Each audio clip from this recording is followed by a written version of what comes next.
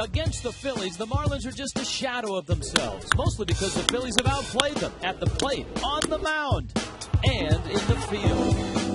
Yeesh. Come on, boys, don't be blue. Gotta bring back that lovin' feeling. Can these Marlins get off the canvas? Do these Marlins have a run left in them? Let's see. Will it start tonight? Marlins and Phillies, let's go!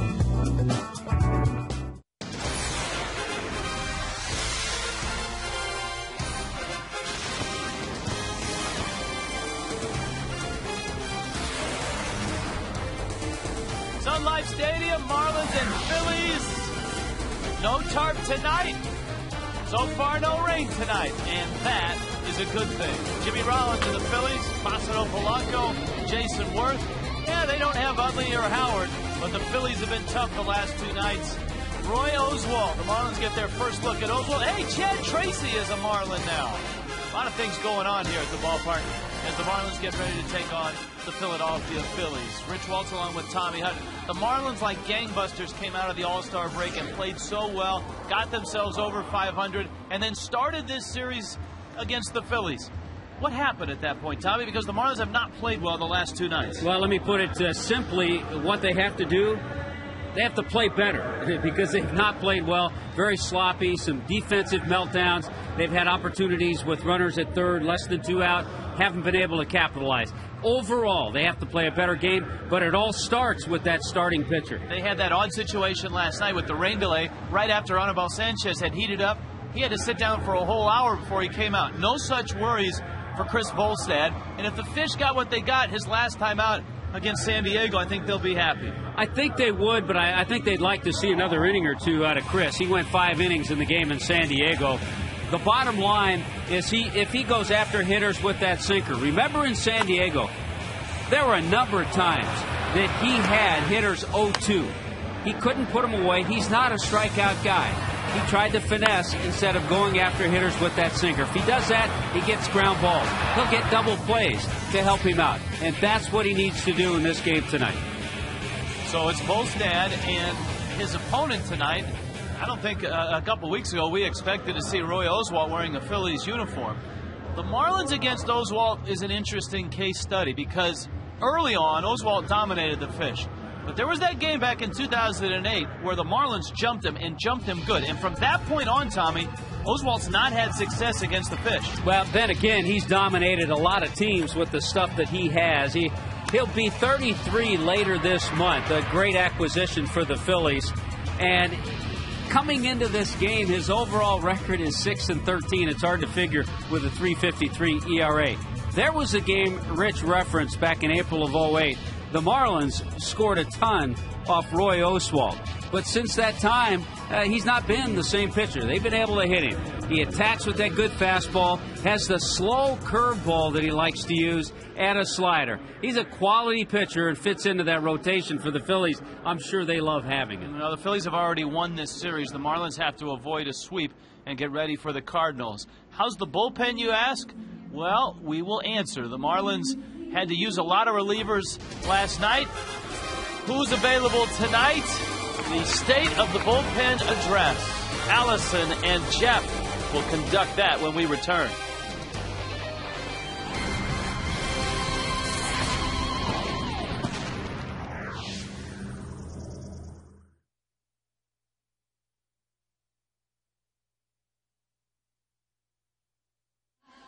A-Dub.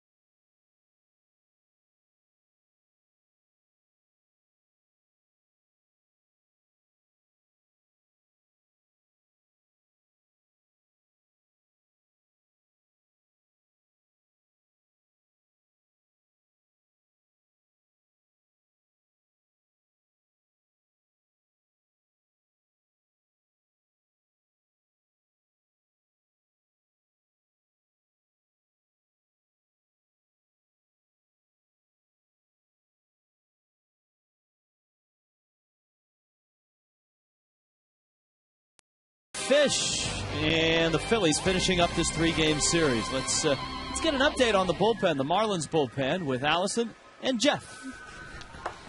Thank you, Rich. A-Dub and Niner out here in left field. And Niner, last night the Marlins very much needed Anibal Sanchez to get deep into the game after enduring a 58-minute rain delay. Not the case. 4 1/3 innings from him. That meant we saw a lot of the bullpen, probably more than the Marlins would have liked. Well, first game of this series, too, we saw Sean West didn't go very deep in the game, so that extended our bullpen a little bit more. Last night, another short start. Chris Volstad needs to really go deep in this game to give these guys some rest. You've seen what happened last night in their game. We had 5 pitchers come in from the bullpen. Tankersley's a specialty lefty, so he's not going to throw many pitches. But Sanchez, Oman, and Nunez threw over 20 pitches each, which is quite a bit for a reliever, especially when you need them on a nightly basis. So tonight, probably Brian Sanchez may not be available. He's iffy. Brooke Badenhop is going to be an emergency type situation only.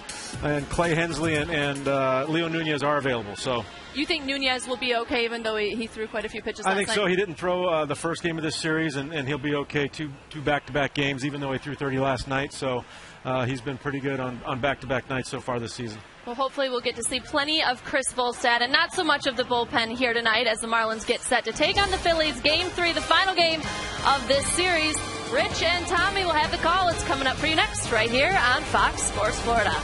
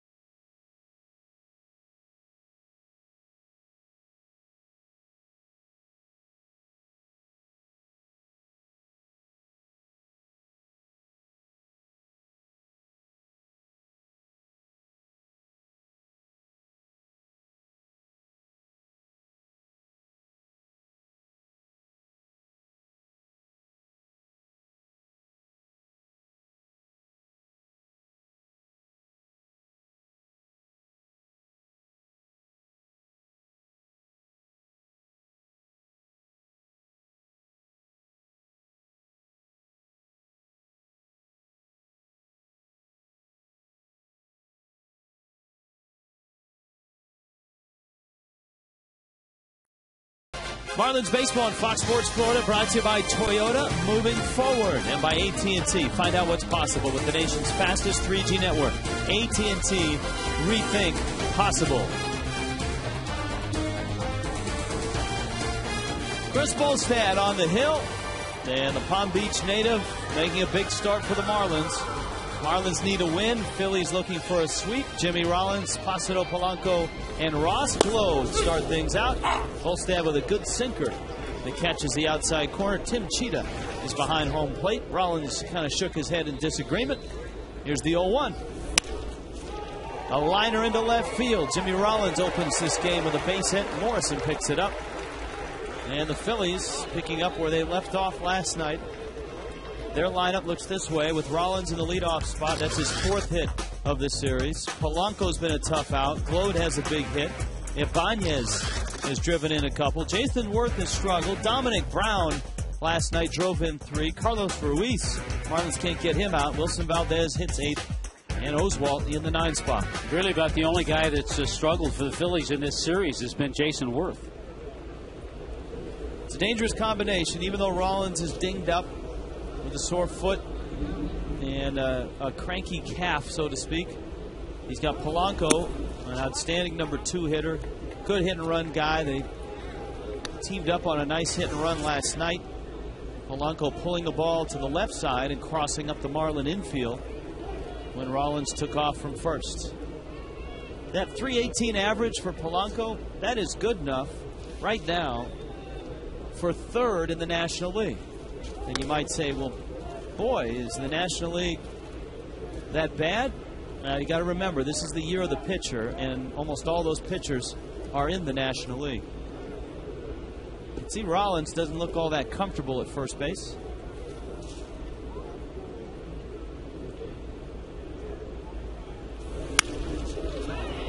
Volstad with a count now 1-1. We talked a little bit about this last night. It just looked like Jimmy's not 100% when he went back to the bag there. You could see him wincing. So the foul ball that he fouled off his foot, the calf problem, put him on the DL twice. Those things are bothering him. Chris with the count 1-1, and the Phillies, a very good base-stealing team, though it doesn't look like Rollins is in that type of shape, and a liner into right field. So Polanco doing what he does best, and that's hit behind the runner. Lines it into right field. The Phillies are in business. He's one of the best in the major leagues. With a man at first base, a lot of things can be done. That sinker kind of stayed up and was middle of the plate. But Polanco can do so much. And especially what he did last night, pulling the ball when Hanley was covering, now it really makes you think if you're a middle infielder. Ross Gload, the former Marlin, is hitting 3rd and playing first base. Change up from Volstad for a strike. Gload got the start last night, was walked a couple times, and had an RBI single in the 1st inning. Phillies jumped the Marlins early. Jumped to a 2-0 lead. Soft liner. Morrison. Kind of sliding on his knee to make the catch. You could hear Cody Ross as Morrison came charging in, screaming, in. And Morrison was there to make the catch. Yeah, I think he was bothered a little bit with that band of lights as well. Morrison, Cody, and Stanton. Defense brought to you by TGI Fridays. Wes Helms with the start at 3rd. Gabby over at first. What a nice night for Gabby. 4 hits last night. Ronnie Paulino behind the plate. I know you and I had a great conversation with Cody about that. Kind of patrolling the outfield. And Cody, being the veteran with a couple of rookies on each side, he wants to make sure that both Morrison and Stanton let the center fielder, or let you know, come in, go back, to just try to help each other out on balls hit to the outfield. And it goes to show you that even a major league outfielder needs help, and by doing that, what happens is if you're an outfielder and the ball's hit to the guy to your right or to your left, you have a better perspective on depth than the guy that it's hit to. Because when it's hit at you, you don't have as good an angle as if you're on the side of it. That's a perfect example why, as a center fielder, the toughest ball is the one that's hit right at you. You don't have perspective of the depth. Counts 2-1 to Ibanez, a dangerous hitter. Raul, the Miami product. Now, Bob Davidson calls it a balk. Volstad thought he stepped off. Home plate umpire Tim Cheetah. He did. He moved his hands. Yep, a little movement in the hands before he stepped off. And Jimmy Rollins spotted it right away. Boy, that's a big mistake. because now the double play goes out the window. I know they keep a tally on how many times Bobby Cox has been ejected. I wonder if somewhere there's a scorecard on how many balks Bob Davidson has called. I guarantee there is. Somewhere in the MLB office. By the way, here's that situation again that the Phillies did so well in last night. Runner at third. This situation, second and third, with less than 2 out. Ibanez was one of those who capitalized last night with a sac fly. And both those ABs were lefty on lefty action. It was Dominic Brown against Tank, and it was Ibanez against Will Oman. Breaking ball in the dirt, and up comes Worth with the bags loaded. These were the at-bats last night. This was the rookie Dominic Brown. So he got a run in early in the game. Next inning, it was Raul Ibanez off Will Oman. Good job, though, last night by Will Oman making his debut here at home in a Marlin uniform. Went an inning and 2/3. Had a couple of strikeouts. Did a nice job. All right, here is Worth now. The numbers for Worth, you can see his series numbers. He has 1 for 10. His one base hit was a broken bat single to left. Against Chris Volstad in his career, he is 1 for 14.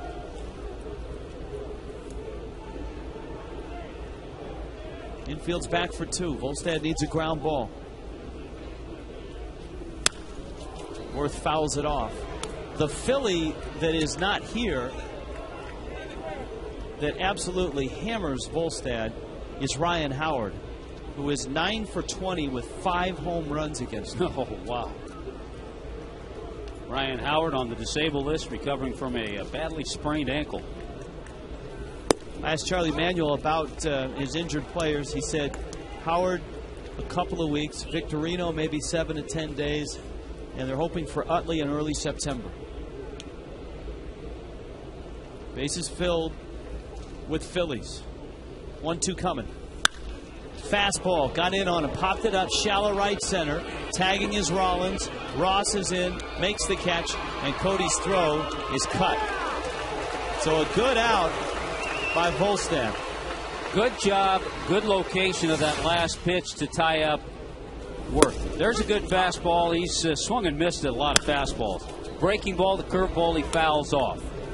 Misses with the fastball. Now this is that pitch that he just tied him up enough with 2 strikes. Earlier in the count, that might not be as good a pitch, but with 2 strikes, that tied up Worth very well. But Volstad still has to get Dominic Brown out, and even though Brown had just 1 hit last night, as you saw in the video, he had a sacrifice fly. He drove in 3 runs. And made a great throw to the plate.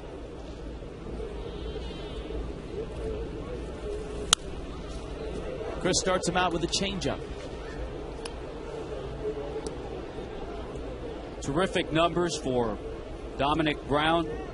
He started the year in Double-A, moved up to Triple-A, and combined hit .327 with 20 home runs.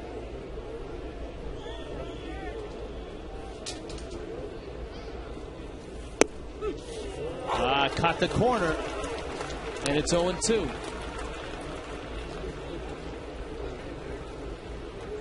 This was the count that was an issue for Volstad in San Diego. Yeah, getting ahead wasn't a problem for Chris in San Diego.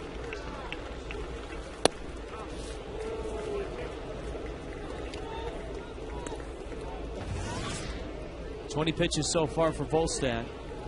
Trying to get out of this first inning without any damage.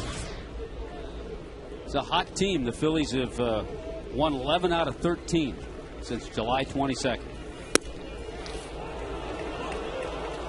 And so from 0-2, you go to 2-2. Tommy, those are not the pitches he just made. I know 0-2, you don't want to groove a fastball, but you just don't want to give up a pitch and flip a breaking ball a foot outside. As a pitcher, they need to put the chart in front of every pitcher to what hitters hit when the count's 0-2. And it's usually in the 100s. Because all of a sudden, as you throw more pitches and get deeper in the count, the hitter gets more of an advantage. You have the advantage 0-2. Here comes the 2-2. Got him. Change up. Paulino digs it out and tags him out. So Volstad escapes.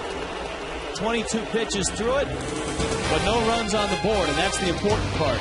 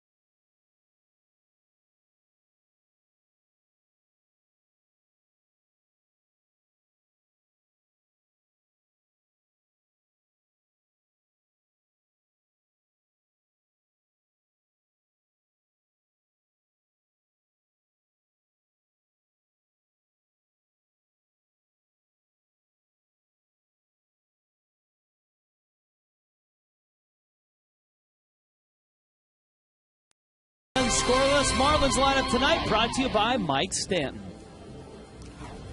Hi, I'm Mike Stanton. Here's tonight's lineup. We got Hanley Ramirez batting first at shortstop. Logan Morrison in left field batting second. We call him Lomo. Gabby Sanchez batting third at first base. Dan the Man Ugla at second base batting fourth. Cody Ross batting fifth in center field. Yours truly, Mike Stanton in right field batting sixth. Wes Helms playing third base, batting seventh. Paulino catching, I call him Paulie. And pitching for tonight is Chris Volstad. Thank you. Nicely done. The rookie doing it for us. And our thanks to Mike Stanton for that. There's Roy Oswalt. The numbers just don't match up. Look at the ERA and look at the record. Look at the walks to strikeouts as well. Yeah, that's just crazy. Look at that, an ERA at 3.53, and he's 6-13. This guy's a quality pitcher. He has been for quite some time, and a good acquisition for the Philadelphia Phillies. And the guy that he faces right out of the gates is Hanley Ramirez, 10 for 22 with 2 homers against Oswalt. And certainly in need of busting out is Hanley. And he goes after an off-speed pitch. It's 0-1. Yeah, he'll throw a slider. He has that real slow curveball. Occasionally a changeup. I was talking to Cody Ross about him. He said every once in a while he'll throw a pitch that kind of like a splitter changeup and then a good live fastball. Hanley, Logan Morrison, Gabby Sanchez. There's a lot of guys in the lineup tonight that have never faced Roy Oswalt. They've seen Roy Oswalt, but it's always been on television. 1-1. Fastball up. His first outing as a Philly wasn't real successful. He lost 8-1 in Washington.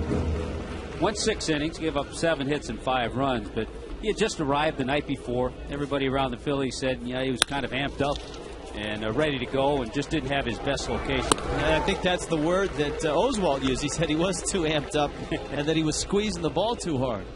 And there's the line against the Nationals. Just 86 pitches for the right-hander out of Ware, Mississippi. And a guy that wasn't really discovered out of high school, went to junior college, and was a terrific pitcher for the Houston Astros. 10 seasons in an Astro uniform. Morrison takes down low. Morrison 3 hits in this series, upping his average to 257. He was 2 for 4 last night.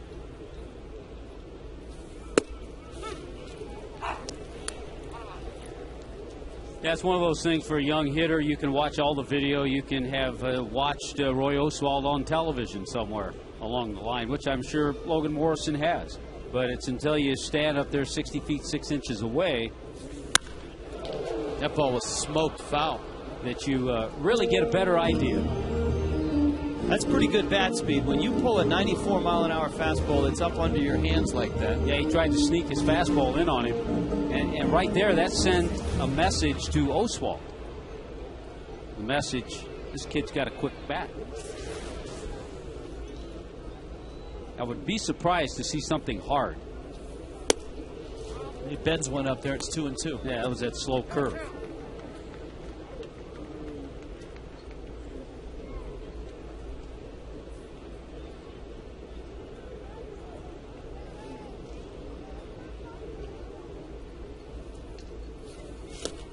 Another breaking ball, and the counts run full at 3-2. Of course, the Astros were not a real good ball club, and that's why Oswalt was 6-12 with them. There's Gabby on deck. Here's the real test for a young hitter. You know, you're in the minor leagues 90% of the time, you're going to see a fastball here. Now, he might, but he also could see a variety of other pitches from Oswalt. Breaking ball, Morrison stayed on it, but he lines it out to center. And Worth is there to make the catch. TGI Fridays brings you our defense tonight. Yeah, we'll check it out with Raul Ibanez, Worth, and Dominic Brown in that outfield. We know that Brown has a strong throwing arm. Polanco's only made 4 errors at third. Valdez and Glode on the right side, and Carlos Ruiz is behind the plate. And he's a solid receiver. Speaking of solid, Gabby Sanchez has been that all year long, and he takes a fastball in. Gabby, one of the Marlins that has never faced Oswalt. 5 hits in the series, 4 last night, a .295 average. Continues to lead all rookies in the National League in hits, 115. And the next closest is Alcides Escobar of Milwaukee at 89. Leads in total bases. Leads in extra base hits. Leads in doubles. Right now, 3rd in home runs.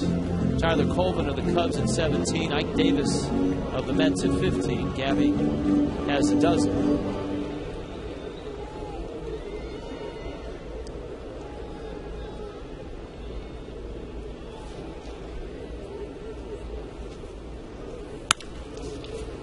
Change up, and he rolls it to Polanco, who's been so steady defensively in this series and all season long. 1-2-3, easy inning for Oswalt.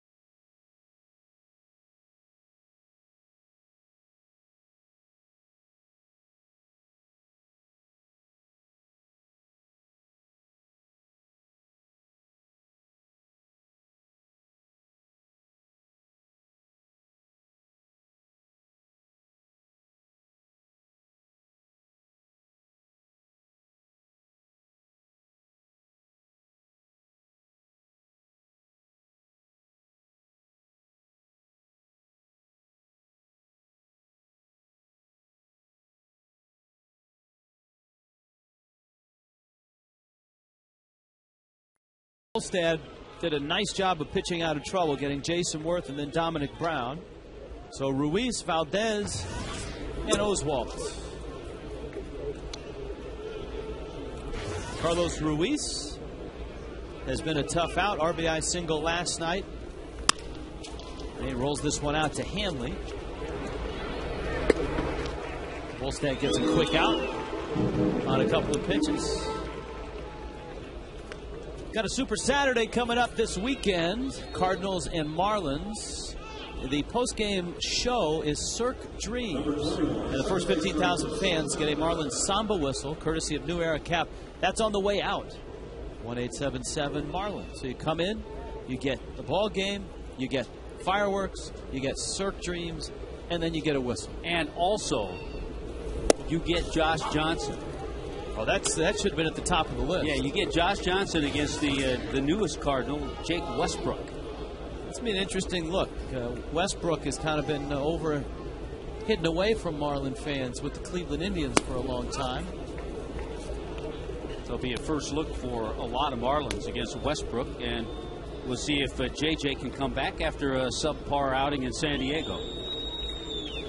Charlie Manuel has done something that no other National League manager has done since 1996. You know what that is? Taking his team to the World Series 2 years in a row. No, win an All-Star game. Oh, yeah. You're right. There you go. Here's the 1-2. There's a ground ball out to second. I forget who was managing the year that there was a tie. I'm not sure if the American League or the National League won in a shootout that night, but that National League 3-1 win this year, and a home field advantage. Good sign that Chris Volstad's getting some ground balls now. That means the sinker is working. Tommy's horror movie title, Attack of the Sinkers. There you go. Appropriate when Volstad's on the mound. Here's Oswalt. How about Oswalt in his debut as a Philly in that game in Washington? He got a base hit to right field, then a line drive to right field. But he got thrown out at first base. I mean, he was running hard, and right fielder just wasn't playing very deep. That's every little leaguer's nightmare, isn't it? You get to knock the right, and the right fielder's playing shallow. The worst thing, and I've seen it happen, I can think of one guy right offhand, Darrell Evans. But the worst thing is when it's an everyday player and not a pitcher that happens to. And so that goes as 9-3 in the books. Yeah, no base hit, 9-3 on the out. Rollins is on deck, 1-2 to Oswalt. Volstad misses. They count 2 balls and 2 strikes. Glad you're with us tonight, the Fish and the Phillies. Wherever you might be, whether by computer, on extra innings, or here in Florida on Fox Sports Florida. And a lot different night than we had last night. We were sitting through a rain delay at this time last night. It's beautiful here tonight. It is. Not too hot.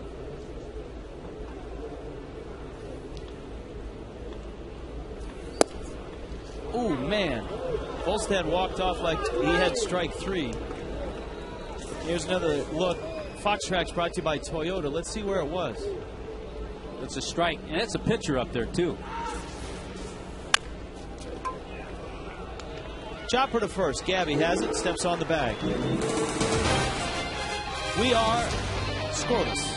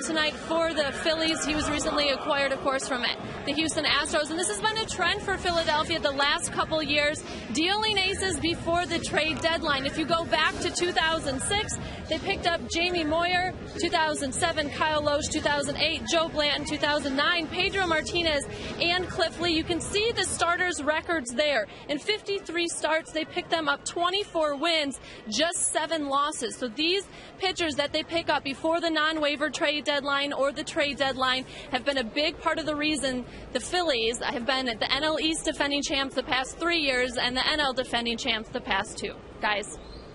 Yeah, Pat Gillick first, Ruben Amaro Jr. now the general manager, very aggressive, and why not? They've been selling out that stadium for the past 3 years. They have a great television deal up there, a lot of revenue, highest payroll in the National League. I'll tell you another attractive thing about Roy Oswalt. In 7 postseason starts, he's 4-0. Yeah, that's the other thing. You're right about that. He pitched so well for the Astros in 2004, got him close to the World Series, and then got him to the World Series in 2005. And a big lollipop curveball that just missed. He's 1-2 on Uggla, a hitter that he has handled. Uggla's just 2 for 15 against Oswalt. Danny's hot right now. He swung the bat well last night. And that is strike 3.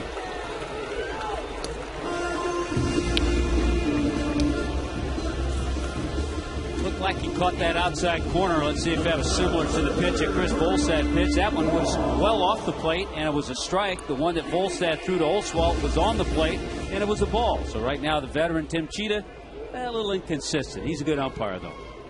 Cody Ross, and then Mike Stanton.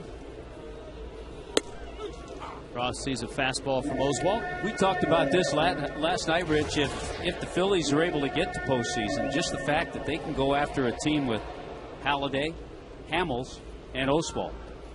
It's a good trio, and you need a good trio of pitchers to take you through postseason. I think another thing that the Phillies have going for them is if they've been there and done that, they've been battle tested and have won pennant races, won postseason series with this core group.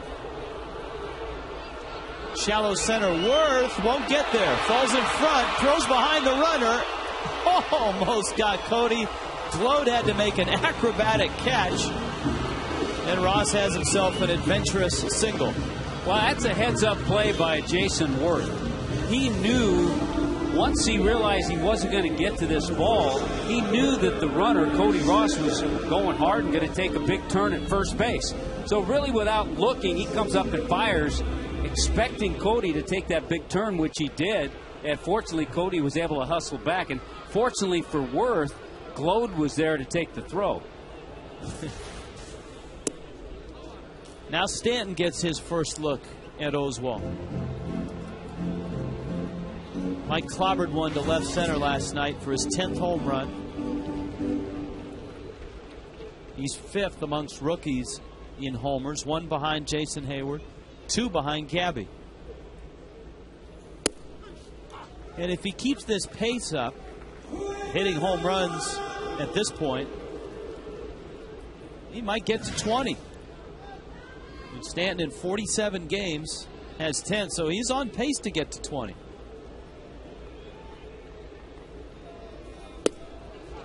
And certainly the home runs are coming a lot more frequently than they were his first week in the big leagues. Well, that's because the average is slowly creeping up. He's got a little 4-game hitting streak right now.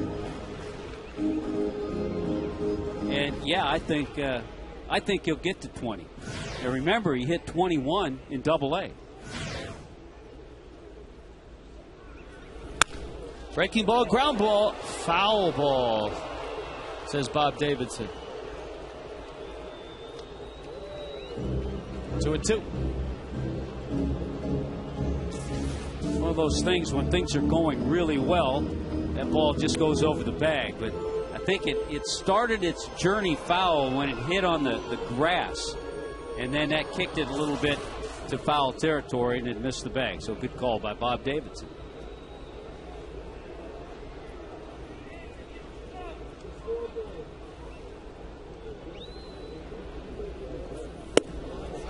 Oswalt is not the fastest to the plate, Ross has 9 stolen bases.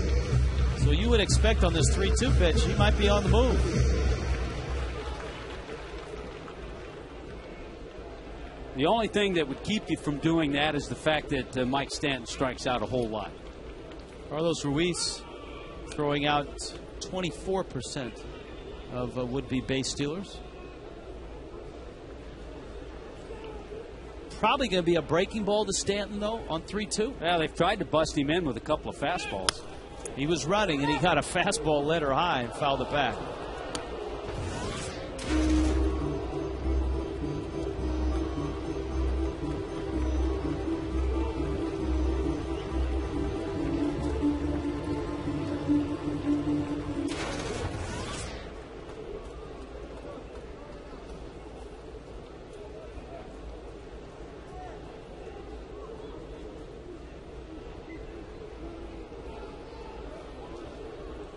See if he's running again. Not running. Breaking ball, and that one's foul as well.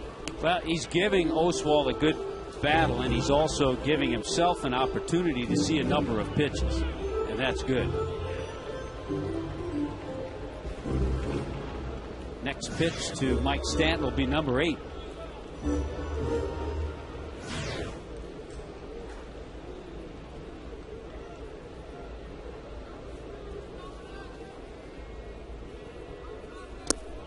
Great at bat. Against a veteran pitcher, the rookie draws a walk. And up comes Wes Helms. Veteran pitcher with a fantastic winning percentage. Amongst active pitchers, only Johan Santana, a better winning percentage. Oswalt 143 and 83 in his career. Helms, the third baseman tonight, 0 for 5 last night. West did not have a good night at the plate. He struck out 3 times. The Marlins today acquired another third baseman, a left-handed bat, Chad Tracy. I think what it does, and Tracy not too far removed from a solid season with the Arizona Diamondbacks, it gives Edwin Rodriguez an opportunity to get a left-handed bat in there against a few tough righties. The numbers that Helms has against Oswalt dictated that he start tonight for sure. He's 7 for 19 with a homer against Roy Oswalt. But behind in the count right now, 0-2. And Tracy had been in AAA all year. Here's the 0-2 pitch. Helms got jammed. A little one hopper. They're going to get a force out at third base because Cody was at the mercy of Valdez.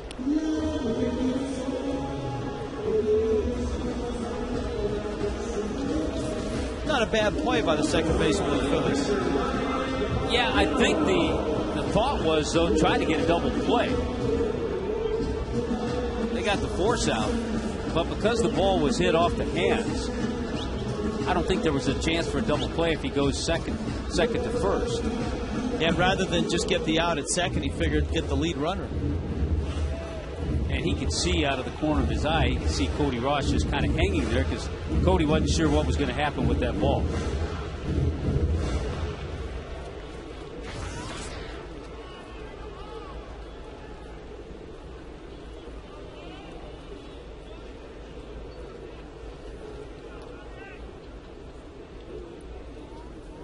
Paulino takes a breaking ball down low. Now Oswalt can be pretty careful with Paulino. Volstad's on deck.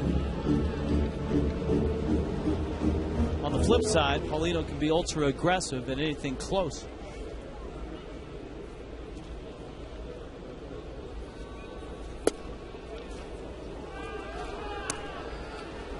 Yeah, it's been a little bit of a struggle. Quite a while ago, early July, Oswalt threw a shutout against Pittsburgh when he was still with Houston.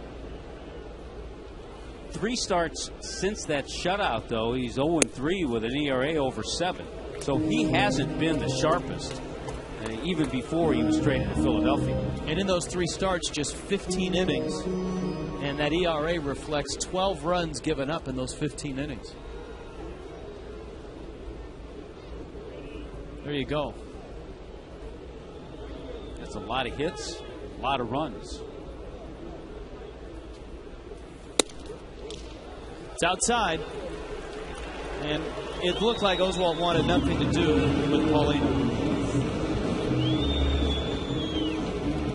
So it brings up Volstad.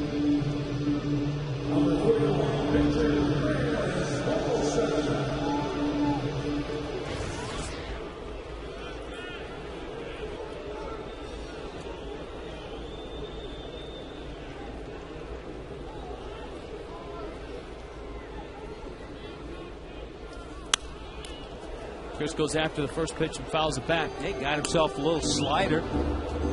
Yeah, see, I mean, that's a good... That's almost the same type of pitch that Sean West threw the other night to Roy Halladay. Yeah, but a little better because he kept it away. That's the only difference.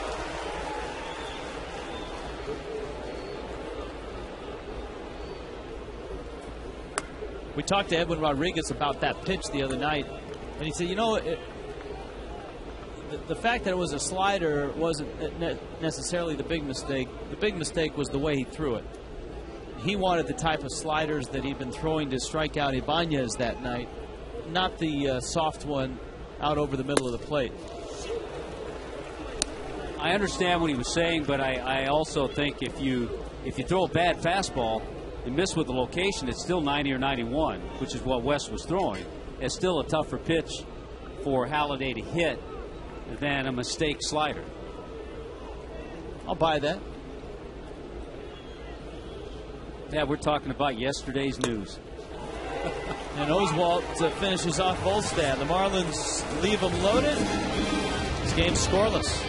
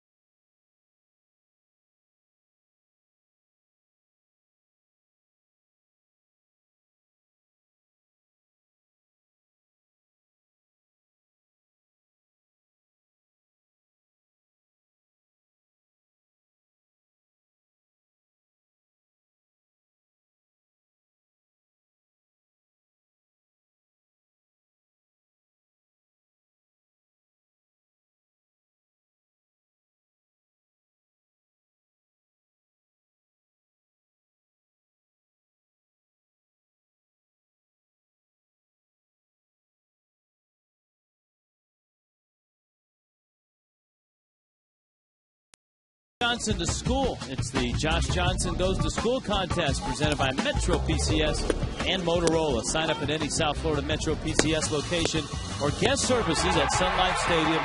It's your chance to send Josh Johnson to your child's school. Deadline to enter is the 16th of August for participating grades kindergarten, 8th grade. It's presented by Metro PCS and Motorola. Metro PCS, unlimit yourself.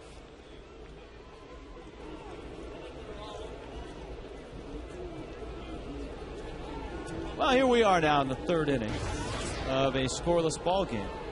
The Phillies had their opportunity with the bases loaded in the first and didn't score. Rollins pumps one out into right center field. Cody is after it. The Marlins had the bases loaded in the second, and they didn't score. And both pitchers had a 1-2-3 inning as well. Yeah, both pitchers are pretty much in the same area as far as pitch count. So a good job right there to get Jimmy Rollins on one pitch. Here is Polanco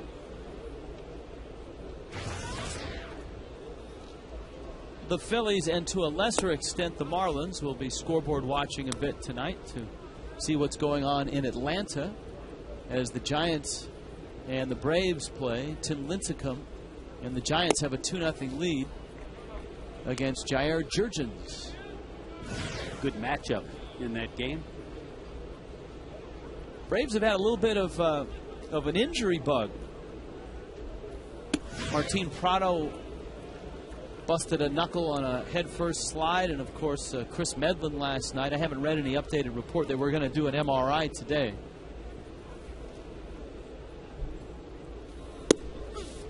Yeah, Prado on the disabled list is going to miss a couple of weeks at least. And Medlin, that sounds a little more serious. He could be out for the year.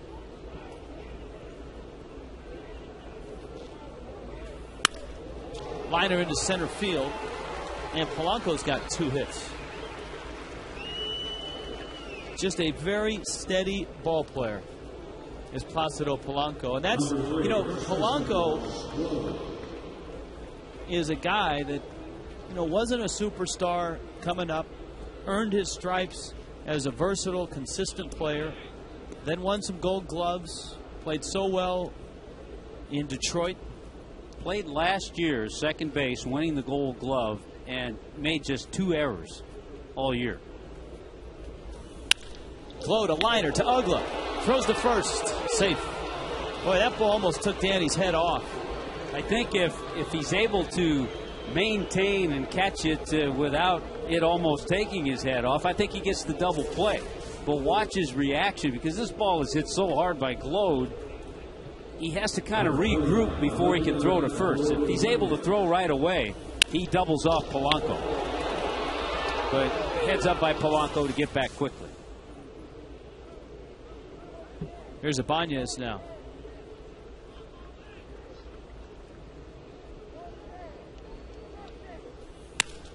He hits a liner off the glove of Hanley into left center. Polanco's going to get to third. And Ibanez has got a base hit on a hard smash. Boy, the Phillies have squared some balls up here in the 3rd inning. Well, that extends Raul Ibanez's hitting streak to 13 games. But you're right, the last 3 batters have hit the ball right on the nose. Polanco's base hit, Glode's line drive, and that line drive by Ibanez. Hanley has the best hops on the Marlins team, wouldn't you say? Yeah, I thought he almost was going to get that. I thought he had that.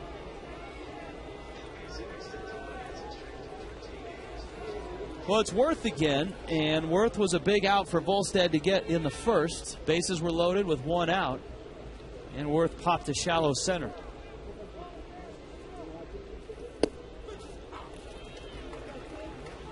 The odd thing about watching Worth in this series is that the Marlins are just simply challenging him with fastballs and getting him out. You don't see that much with a hitter that quality. Yeah, especially fastballs up. Right in there. That had some good movement to it, though. Remember how they got him out in the first inning on a fly ball to center. The fastball just tied him up enough.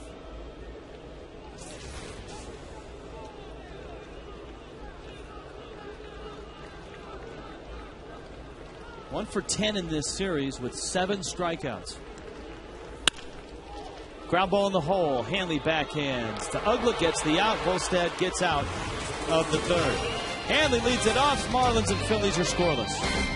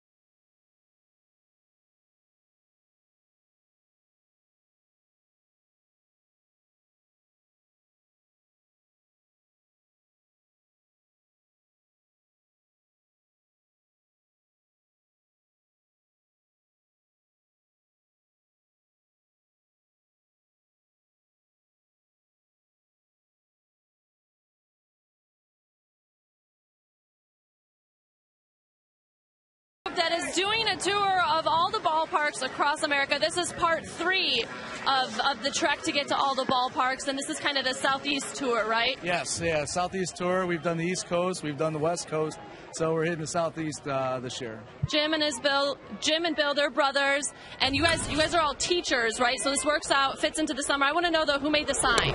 I made the signs. You're pretty artistic. Thank you. I pretty much go with the same theme every time with the price list. So. And we have the list here. Yes, and we mark off each stadium as we enter the stadium, and then we get a picture out front with with the signs. Very cool. What's been the highlight so far on the trip, Jim? The stadium, yeah. The tailgating, the road trip, and just being with the guys has been a great trip so far. Unfortunately, he's got to come to them. We're heading back tomorrow. So, but yeah, just being alone with the guys a week, road trip, and seeing every stadium that we're going to. So it's been a good time. You've been doing this for 3 years, and it's a tough 3 years to do it because there's some turnover in the ballpark. So we have to make some repeat visits, and you'll be back, right? I'll be back once the Marlins build their new stadium. We'll be back down this way, and looking forward to it. All right, guys. Thank you so much. Best of luck on the rest of your travels, and thanks for stopping by. Thank you. Thanks. I wonder which ballpark has the coldest beer. Oh, I bet they could tell you. You think? They probably can tell us, guys, because first of all, they've been tailgating. The guys upstairs want to know, naturally, which stadium has the coldest beer? Right here. Yeah. Right here. Really? Right It's got to be cold here because it's so hot. Right. If you drink it fast, it stays cold. That's this all is right. true. We Good know that answer. too, right? Good answer. Not like a road trip With the guys. with the guys. Logan Morrison takes a fastball for a strike. It's 3-2.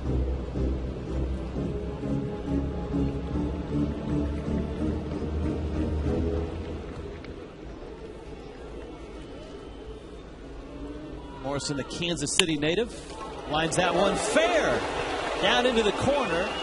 Ibanez will pick it up, and Lomo has himself a double.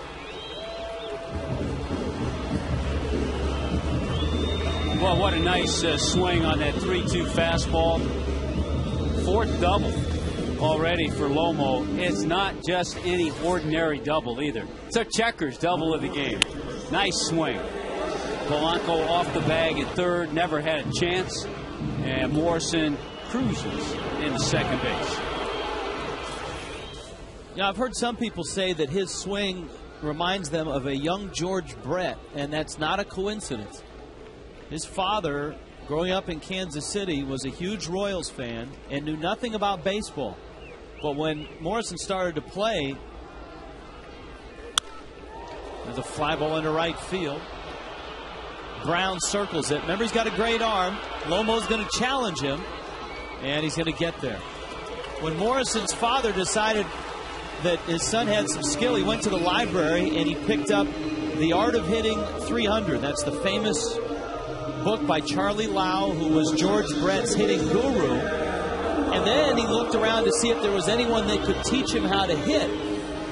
Kevin Seitzer, who was a teammate of Brett, was giving hitting lessons, and from the time he was 13, with the help of that book and with Kevin Seitzer, Morrison embodied everything that Brett did. And you know, the funny thing is, the guy that turned Raul Ibanez's career around, Kevin Seitzer. When Ibanez went to the Kansas City Royals, Seitzer was the guy. He was the roving hitting instructor. Ibanez got sent down, and Seitzer turned him around in about a month. And ever since then, Ibanez has been a great run producer in the big leagues. That's the greatest thing about this game. So many names keep popping up, guys who've been in the game. Kevin Seitzer had a nice career. He had back-to-back 200-hit seasons with Kansas City. Here's Ugla. Takes a breaking ball for a strike. Morrison, now Ugla's not real happy. Remember Well, he was called out on a pitch that was off the plate first time up. And so you know Oswald's just going to be flipping up extreme breaking balls. Here's that flipper. That's a strike. And it caught the corner.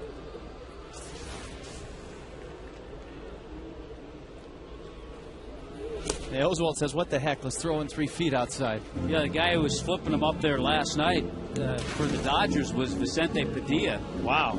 He threw a 2-hit shutout against the Padres. And he even produced at the plate. Yeah, he allowed 2 hits, and he got 2 hits. That doesn't happen too often. Ugla just 2 for 16 against Oswald in his career. 1-2. Wow.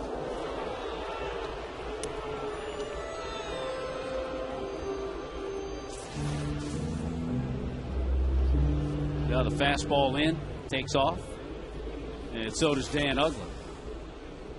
Ugla, 8 home runs his last 11 games.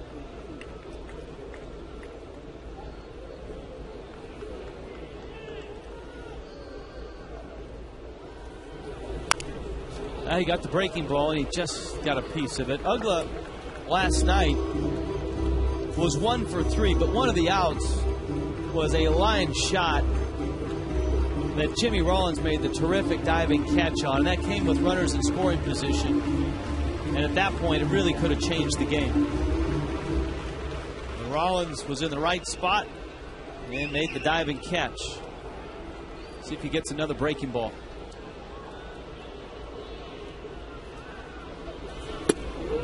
He backed him up with a fastball.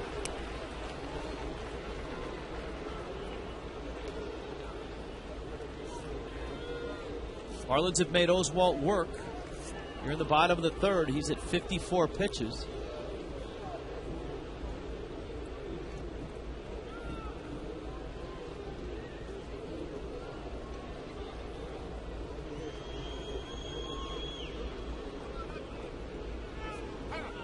A little too long for Ugla. He's had his share of injuries. Oswald has. A lot of them have been leg related. And last year he had some lower back issues that put him on the disabled list for a while.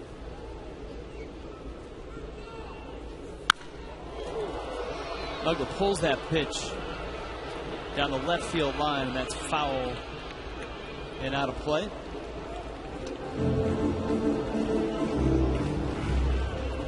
Got a 3-2 fastball. Yeah, remember the fastball is what struck him out last time, even though it was a little bit off the plate, but he kept it away. That time he ran that fastball in.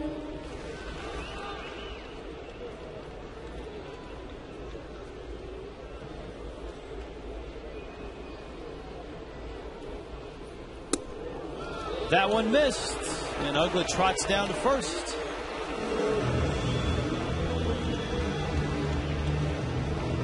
Up comes Cody. You know, I think you're seeing, and Charlie Manuel's seeing the same thing. And Oswald is not as sharp as we have seen him in the past. Got good stuff, but his command, he's missed badly with a lot of fastballs. He's missed with that big curveball. Well, the Marlins had an opportunity in the 2nd, but it was at the bottom of the order, and so when they ended up loading the bases, and there were 2 outs, it was Chris Volstad who was up. Here you've got Cody.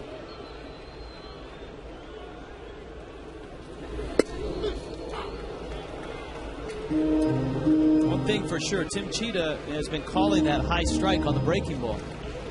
Called it to Ugla, and he called it there to Cody.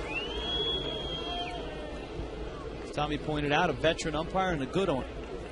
Here's the 0-1 pitch. Came inside. It's 0-2. Looked like the slider.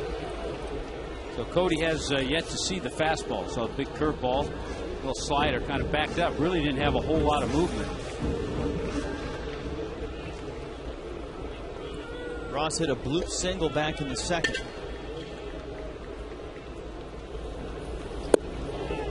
That's a pretty good pitch. Oswalt wanted it. And I think it's probably a strike. Yeah. Fox Tracks brought to you by Toyota.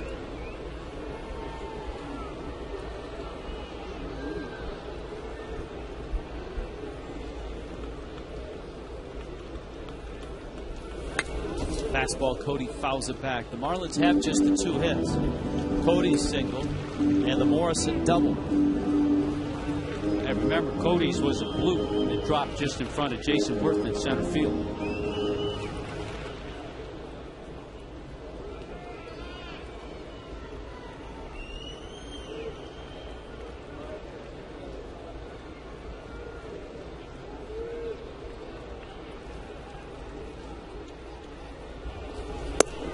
Down low with the fastball. And the count goes 2-2. Well, the Marlins are pushing Oswalt now over 60. Remember, his last start was 85.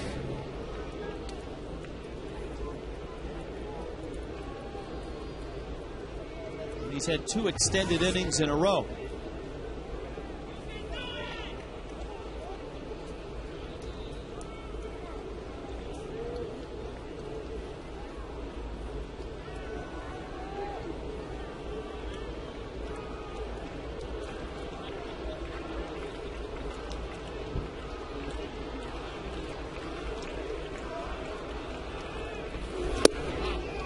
He does not have good fastball command right now. No, he doesn't.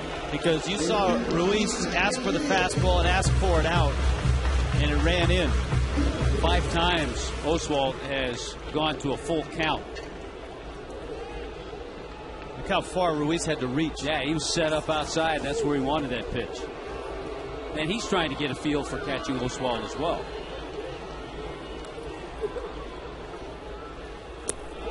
Breaking ball got him. The Marlins leave 2 more. They've left 5 on in a scoreless game.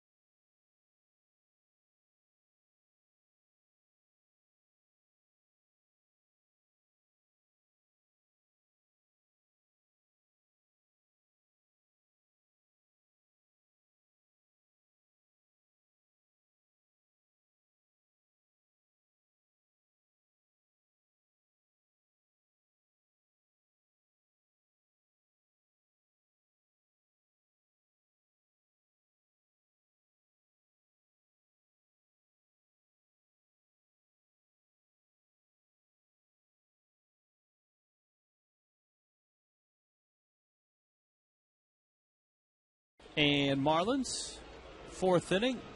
It's phone flipping time. AT&T trivia question. Last night, Gabby had his second 4-hit game. Who holds the Marlins rookie record for 4-hit games? Chris Coughlin. Boy, is probably a good place to start. Yeah, he would be a great place to start. Hanley wouldn't be a bad place to start. Chris Volstad gets to start with Dominic Brown, Carlos Ruiz, and Wilson Valdez coming up. Brown, an impressive rookie. And a guy that the Phillies are very excited about. As we talked about, he's a possibility that he's in right field on opening day next year. There's a good chance he'll be somewhere in their outfield next year. But last night, he had a nice night. Got himself a base hit and an RBI against Anibal Sanchez. Good at bat there, the sac fly against Taylor Tankersley. And then on the base hit of Dan Ugglas, charged, made a perfect throw to the plate, to get Gabby Sanchez. Volstad keeps that fastball up and he fouls it back. I think we touched on this a little bit, but think about in the National League East, the players over the next 5 to 10 years that we're going to get to see. They're just coming up. Guys like Dominic Brown, Mike Stanton, Logan Morrison, Steven Strasburg, Jason Hayward, Buster Posey. He's in the other division. We won't see him as much. Bryce Harper, the other top draft pick of the Nationals. So there's some terrific young players, and a lot of them are in the National League East. Here's Carlos Ruiz.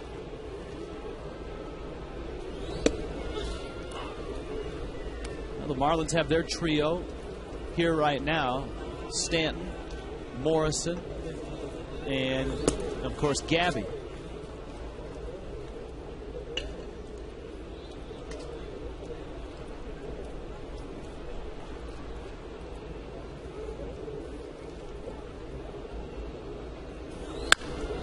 Ruiz, left field and deep. Morrison to the wall, leaps, and it's off the wall.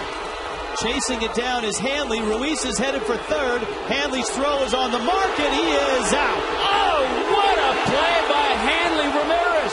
Hanley was all the way in left field. Great hustle by the Marlins shortstop.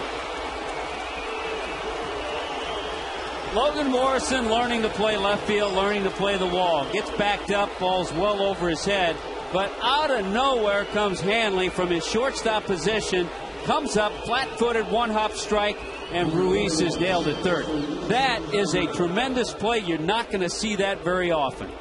I'll tell you where you see that play. You see that play in Fenway Park because it's so short, the Green Monster. But Wes Helms taking a little hit, and all of a sudden, just like that, 3 men are out. So Hanley with a sparkling play, and Volstad out of trouble.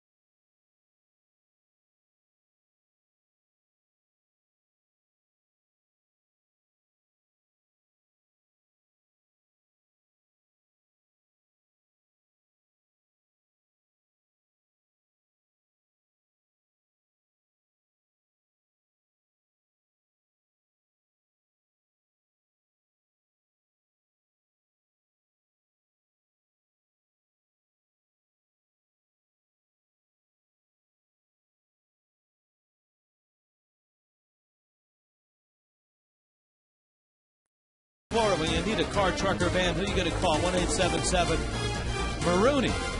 By South Florida Ford. Visit southfloridaford.com for great offers. By Checkers, little place, big taste. By Corona. Kick back, relax with an ice cold Corona and lime. Enjoy a Corona today. And by TGI Fridays. Celebrate summer with the new Caribbean menu only at TGI Fridays. See, I would stop so I could look up and, well, it's a complicated process. Tremendous concentration. Especially in X mode. How do you do it? Here's Mike Stanton. And he takes inside. Stanton, Wes Helms, Ronnie Paulino against Roy Oswalt. Marlins have made Oswalt work. This will be his 65th pitch. Stanton swings and then hammers Ruiz. I don't think that's Albert Pujols, John Baker-like, which sent Baker to the doctor to get stitches, but still, it can't feel good. Looks like it just clipped the front of the mask and just knocked it straight off. Volstad inside, and it's 2-1. Oswald, the fastball command just hasn't been there. His breaking ball has been his best pitch of the night. You mentioned Albert Pujols. We'll see Pujols and the Cardinals over the weekend.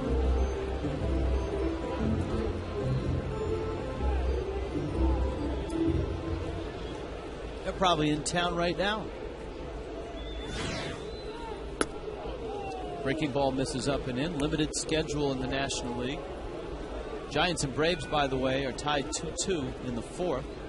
Alex Gonzalez, homer.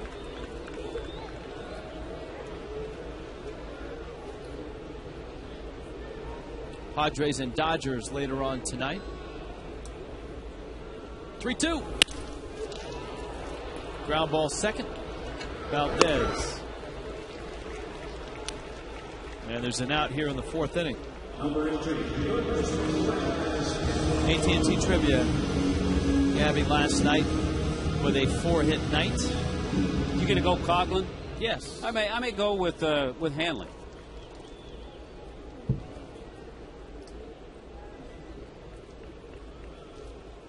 Edgar Renteria back in 1996.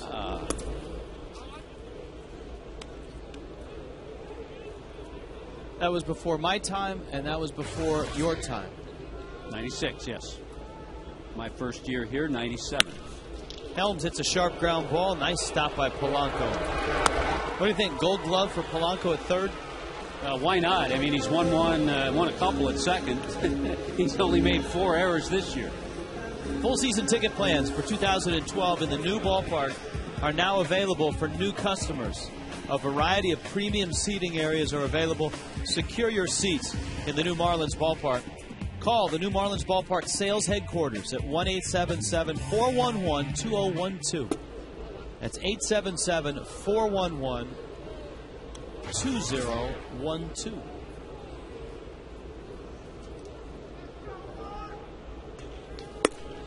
Paulino takes a running fastball in. It's 2-0. I think just to get a chance to lock in those tickets early, to see what your sight line is going to be, to see where your seats are, that's a great idea. Paulino breaks his bat on a 2-0 pitch that was in on his hands. And Oswald has himself a 1-2-3 inning.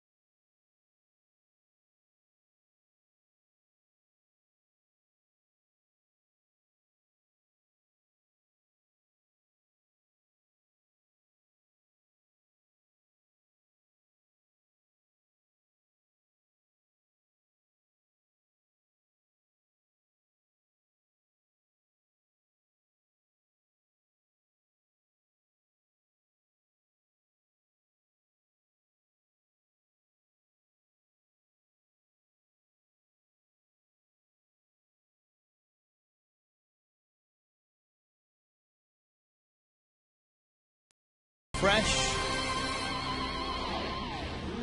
Marlins and Phillies, scoreless ball game so far. We look at the Marlins schedule, brought to you by Just for Men Hair Color. Cardinals are in for 3, and they bring with them an outstanding pitching staff anchored, of course, by Adam Wainwright.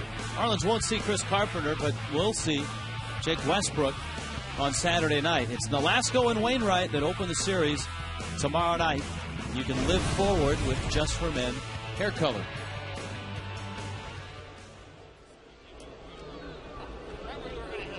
Here's the oddity with Roy Oswalt stepping up there. Chris Volstad threw 7 pitches to Oswalt to get him out in the second inning. That's the most pitches he's thrown to any Philly hitter.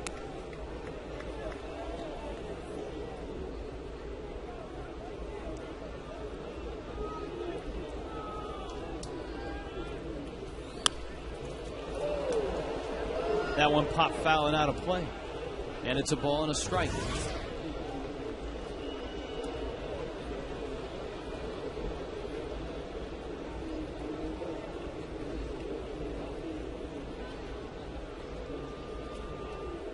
A lot of scuttlebutt about guys that have been placed on waivers that might be out there for a big trade. Chopper over the middle. Ugla surrounds it. And fires to first. A lot of times and we saw it, I think, with Jorge Cantu. Guys whose names are involved in trade talks, it affects how they play on the field. I don't think it's had any effect on Adam Dunn. The fact that it sounds like the Nationals have placed him on waivers. That's because Adam Dunn is such a laid-back guy, oblivious to most of that stuff. It just goes out and does his thing. The Royals actually designated Jose Guillen for assignment today.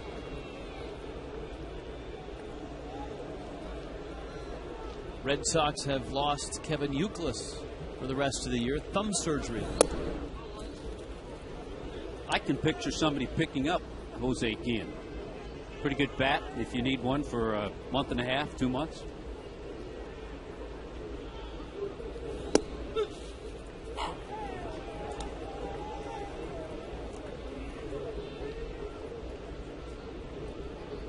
Ball and a strike. Rollins 1 for 2.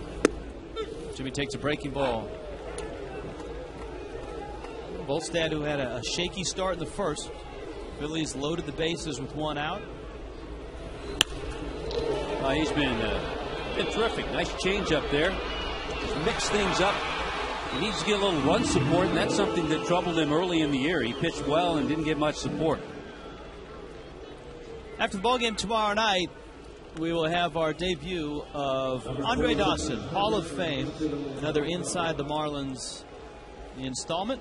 The Hawk right now calling home to set the TiVo for that. Interviews with his family, former teammates, and a behind-the-scenes look at his trip up to Cooperstown.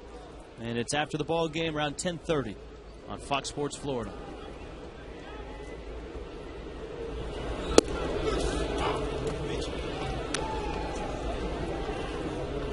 Tomorrow night, he will join us. And tomorrow night, remember we had the email question the other night about his nickname. Why do they call him the Hawk? We'll get to the bottom of it. Tomorrow night we'll find out who started calling him the Hawk and why they did. Some say it was the way he ran down fly balls. Others say it's that serious look that he had on his face. Might have been Warren Camardi started calling him the Hawk. But we'll find out. Well, it's one of the great baseball nicknames, certainly the Hawk, and there was another Expo that gave Randy Johnson his nickname, the Big Unit, and that was Tim Raines.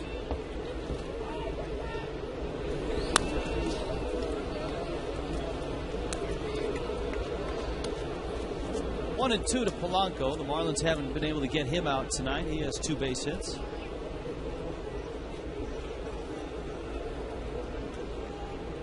You know, in talking to people about Martin Prado, they say he's a young Polanco. Shallow right center, Stanton. And a nice inning, a 12-pitch inning for Chris Volstad.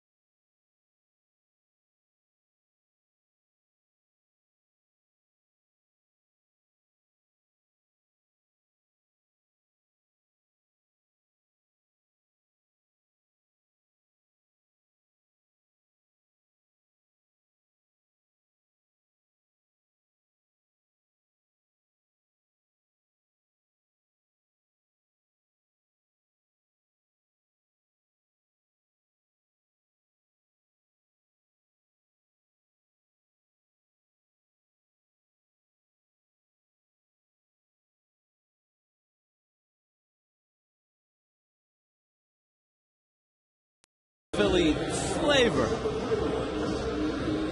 Good right. And down he goes. Subway 5th inning.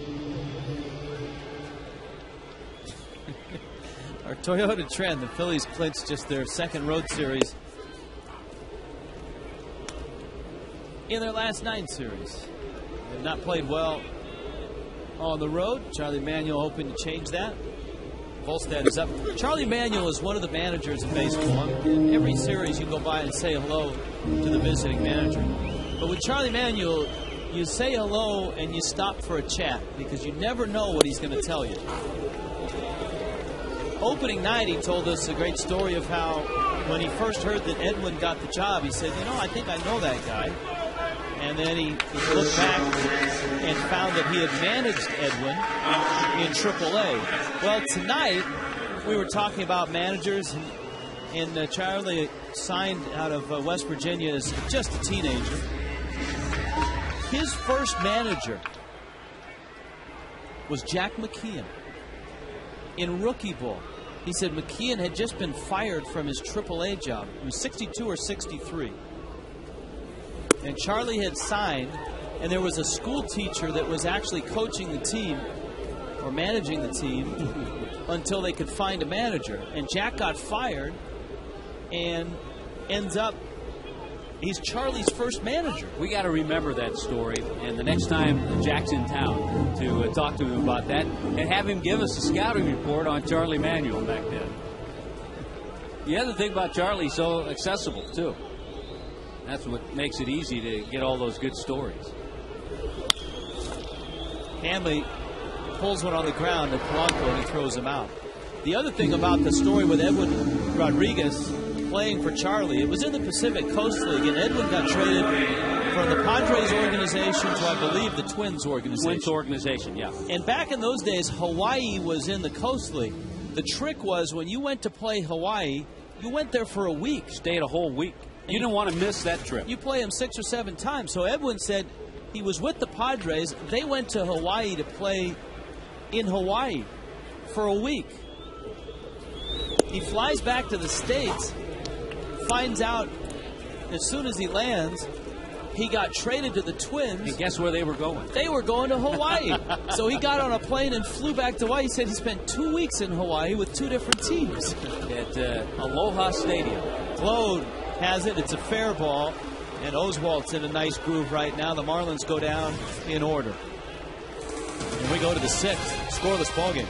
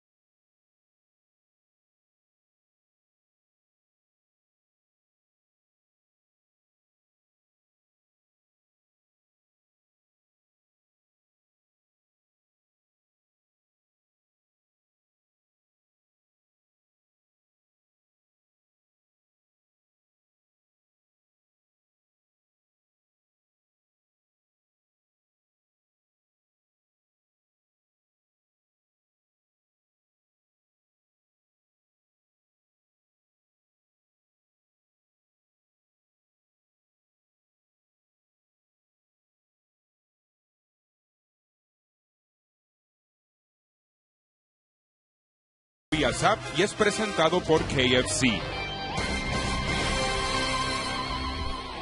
Scoreless ball game. Both pitchers have had their moments where they've looked hittable, and then both pitchers have settled into a nice routine. Volstad runs a fastball away. Well, the most, Rich, the most pitches that Chris had to throw was in that first inning. He threw 22.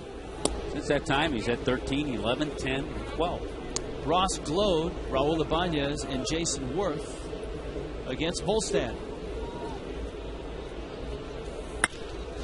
On the ground, Ugla. Fires it over to first. Tomorrow night is Friday. Tommy, you know what that means? I know what it means. It's not casual Friday. It's Fiesta Friday. Marlins and Cardinals, and the 4 for 54 all-you-can-eat seats are in play.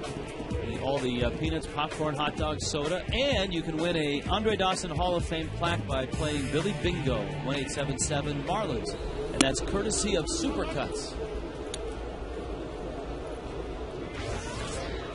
Here now is Ibanez. Raul takes down low. Ibanez has walked in his single. He's always had pretty good success against Chris Volstad with the walk and single. He's 7 for 15 now in his career. But right now, Ibanez is just on a nice roll. 13-game hitting streak. And the Phillies really need Raul Ibanez, especially during this time without Utley, without Howard, without Victorino. We said it last night, the Phillies feel if they can just hang around. That one's off the base, and it takes a crazy bounce away from Gabby. And Stanton picks it up. Ibanez got himself another hit. He hit it hard, but it took a quick shot to the right of Gabby and got by him. Yeah, Gabby was moving over toward the line, and all of a sudden the ball came back in his direction. I think the good news, if it didn't hit the bag, it may have gotten into that right field corner, and Ibanez would have been at second. But because it hit the bag, it caromed out to Mike Stanton, and Ibanez has that single. If the Phillies can hang around until everybody gets back, then you add two big bats in Howard and Utley and some speed with Victorino back into your lineup. The Phillies are quite honestly getting it done right now with their rotation. Even with guys like Kyle Kendrick, who ended up getting the win last night. Charlie Manuel's starting rotation over the last 13 games has an ERA of 2.71. They still, though, the Phillies still have to go out west. They have a 3-game series in San Diego. They have a 3-game series in Los Angeles.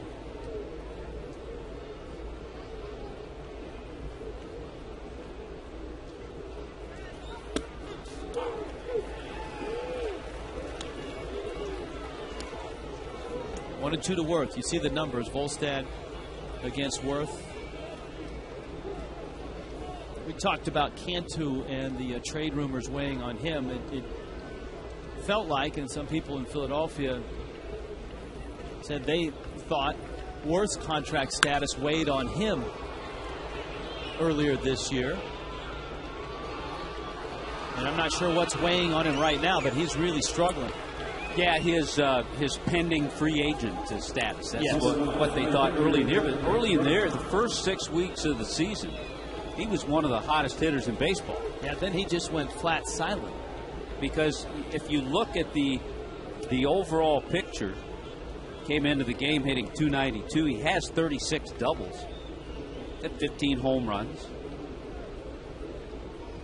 But lately, the struggles have been there, and they continue. Here's Dominic Brown. Ibanez still at first. Volstad's sinker is low. Chris now at 80 pitches on the night.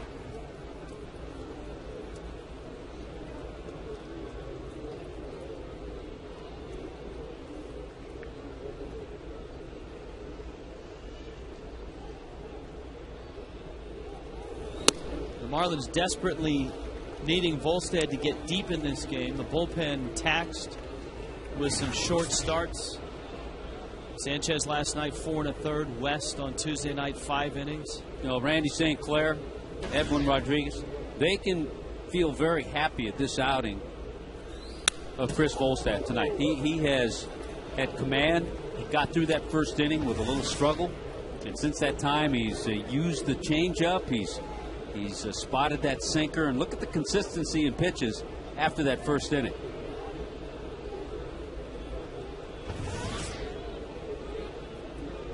Two and one to Dominic Brown. Changeup, Brown lined it into center field. That's a base hit. Ibanez stops at second. And so the Phillies have a couple of base runners. And Carlos Ruiz is coming up.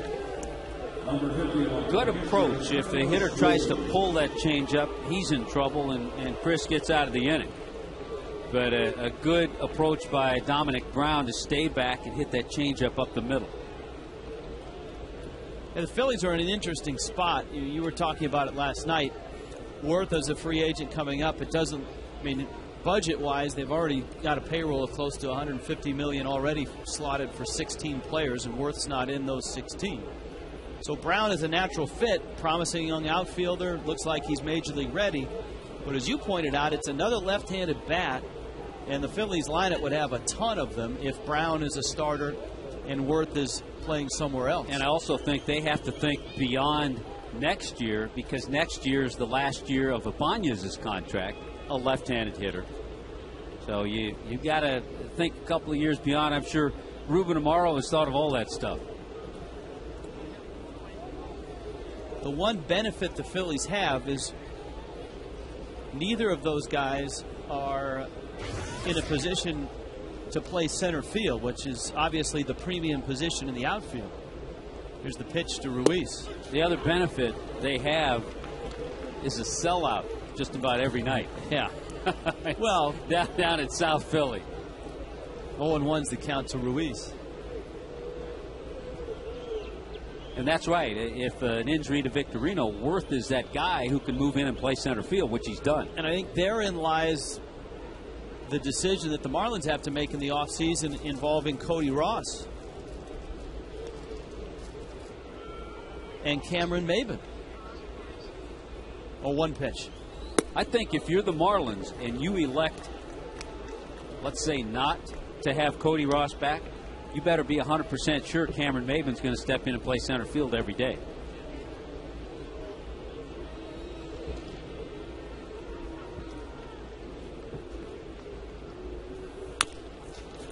Chopper, and that's a foul ball.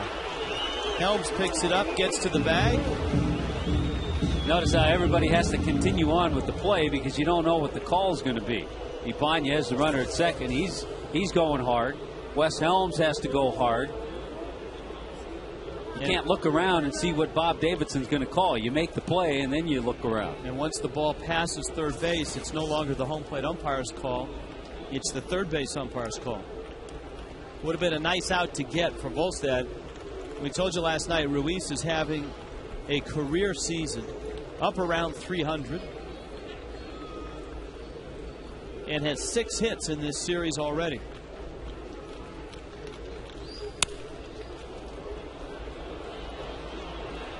That one is out of reach. You know, Ruiz has had such a good year. The Phillies have a solid veteran backup catcher, left-handed hitter in Brian Schneider. Haven't seen much of him. He just hasn't gotten much playing time. In fact, I think Schneider was signed to a 2-year contract. I believe you're right, yeah.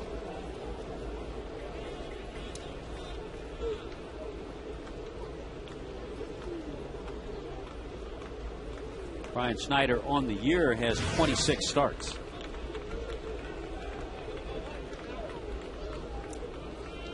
There's the veteran catcher.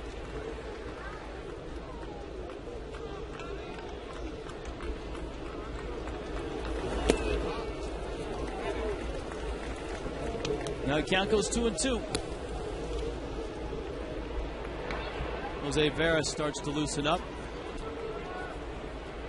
Watching Ibanez at second, he's doing a great job when you don't have a lot of speed to get as big a lead as he can.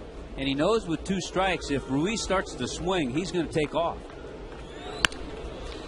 Because the worst thing that can happen if he swings and misses, the inning's over.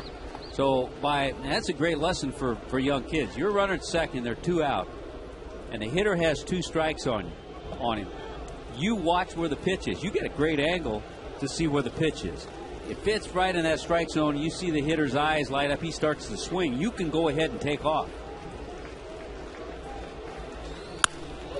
Change up, hit it pretty well center field. Back goes Cody. Can't get it. It goes to the wall. It'll score Ibanez. Here comes Brown. He scores. Carlos Ruiz does it again.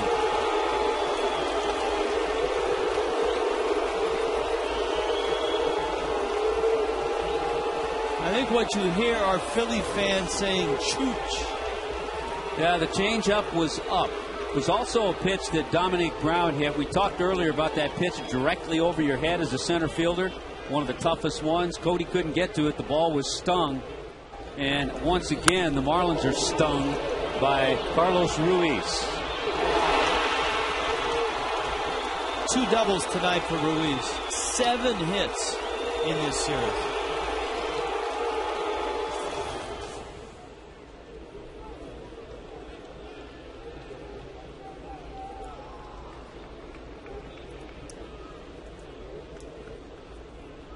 And here is Wilson Valdez. Well, Volstad's going to have to try to keep it at 2-0.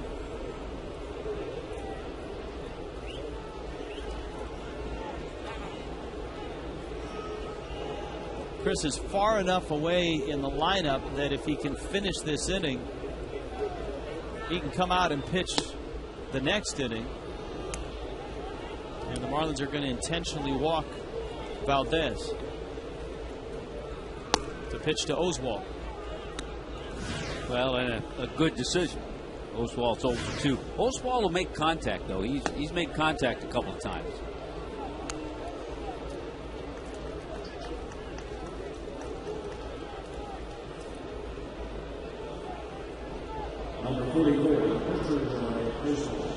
So here is Oswalt. And this has been a frustrating series for the Marlins for sure. And the guys that have done the damage aren't the headliners for the Phillies.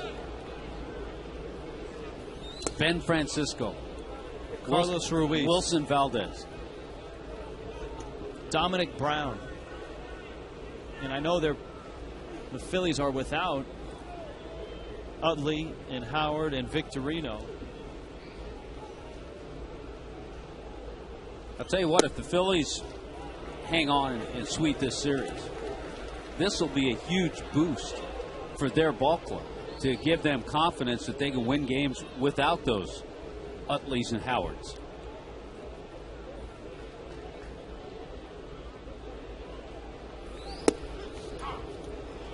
Volstad goes 2-1 now on Oswalt.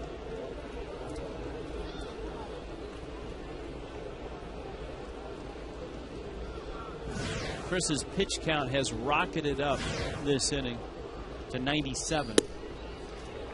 And now he's gone 3-1 on Oswalt. Well, you walk a hitter with an empty base to get to the pitcher. You've got to throw strikes to him, or you're just defeating the purpose.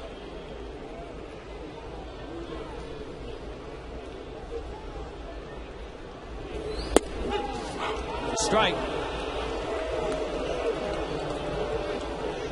Albeit a low one.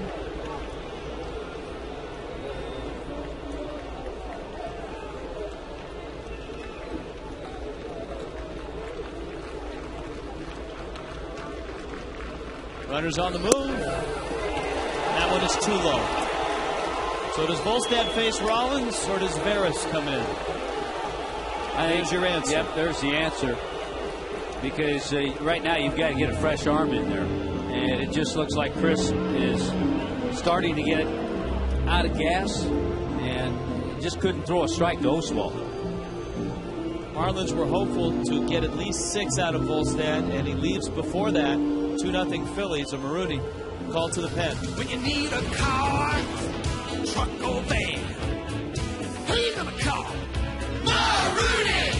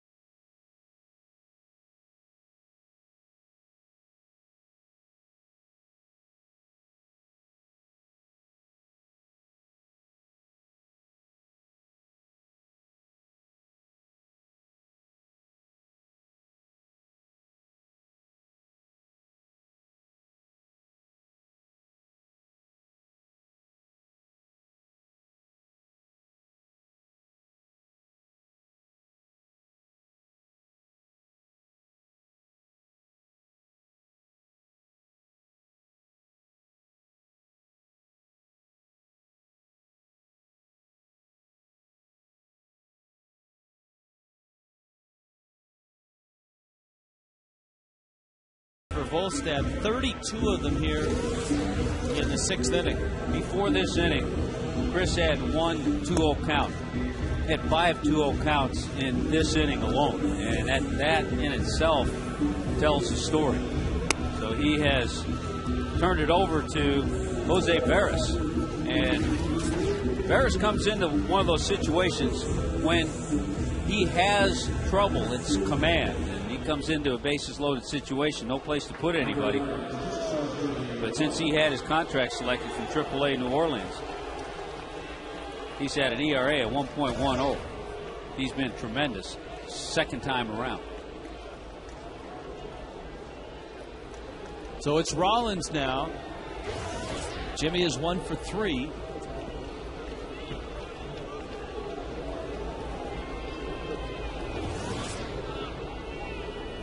And Veras' first pitch is a breaking ball that misses outside.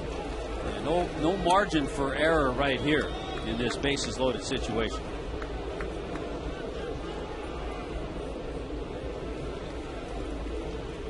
Got good speed at second with Valdez. Ruiz is at third base. Oswald's at first. There's the fastball into center. Ross is there and makes the catch. But the Phillies are on the board first tonight. Veras finishes the inning 2-0 Philadelphia.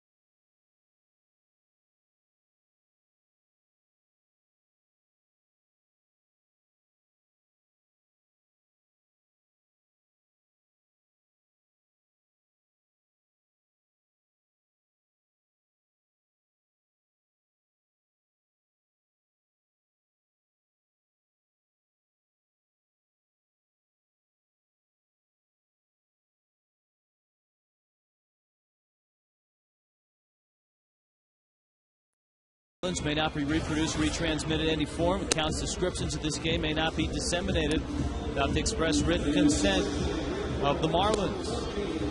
Marlin fans kind of in disbelief, Tommy, watching the first 2 games and watching this game, because the last they remember of the Marlins in this ballpark, it was walk-off city. It was a great homestand, taking 3 of 4 from the Rockies. And then a terrific road trip out west.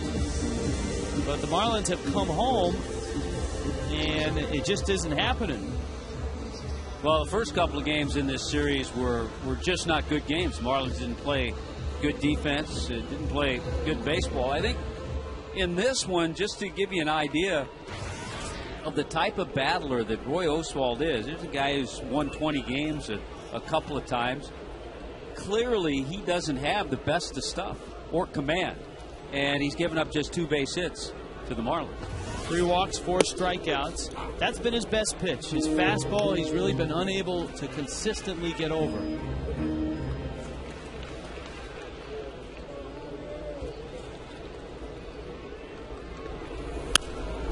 There is the fastball, and quickly it's 0-2. Gabby's bounced out, flied out. A Logan Morrison line drive double and a bloop single by Cody Ross, and that's it. Yeah, Morrison's double probably the hardest hit ball.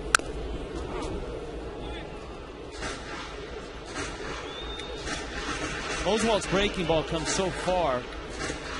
It's similar to a Ricky Nolasco in the sense that if it starts up high, you have to aggressively go after it because it'll come down and it will be a strike. Similar, but not as hard. Ricky's is a little harder. And that's the thing about Oswalt. You don't see that kind of curveball that slow very often. Yeah, in 04, Roy Oswalt was 20-10 and came right back in 2005, was 20-12 with a 2.94 ERA. Those were the glory years. 5 times he's been in the top 5 of the Cy Young voting, but he's never won. And he jams Sanchez. Worth makes the catch. All right, let's freeze something. Of course, like freeze can. This is the great play. Hanley all the way out to left field. Wes Helms with the tag. It was a bang-bang play. Look at the footwork. Right in there. Block it out.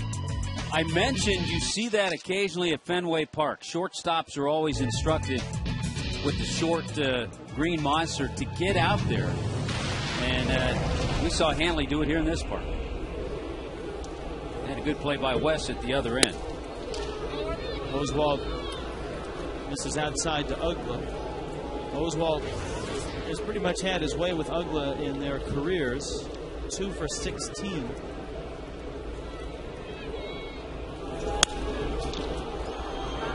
Dan sends that one fouled on the right field line. It's 1-1.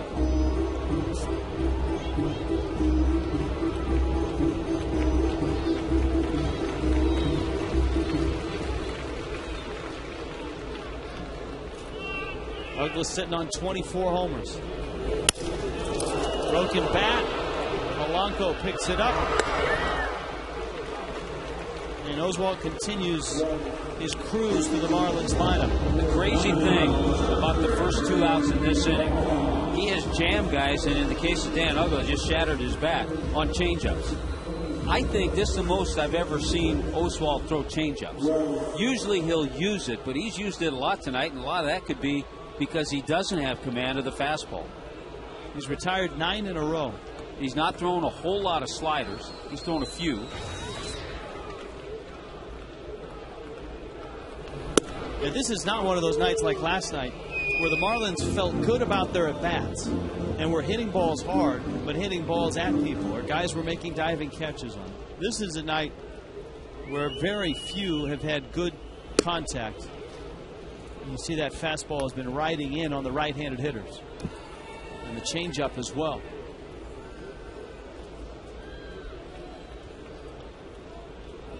John Maley. To kind of go along with what we've been talking about, when you see the breakdown of his pitches, a lot of breaking ball, 38% have been that breaking ball. And then he just shows you that fastball occasionally. And usually when he shows it to you, it's not down the middle of the plate. This is exactly what Ruben Amaro had in mind when he pulled the trigger. Sending Jay Happ and prospects to Houston for Oswalt. Oswalt's $15 million salary this year, $16 million next year. Houston actually sent $11 million with him. I wonder if they. That's nice. I wonder if they say, "Hey, Roy, can you give this check to Ruben when you see him?" Roy, here's a briefcase. Can you deliver this to Ruben? He threw 63 pitches, by the way, the first 3 innings. So that gives you an indication of how, over the next 3, how he's settled down quite a bit. 2-2.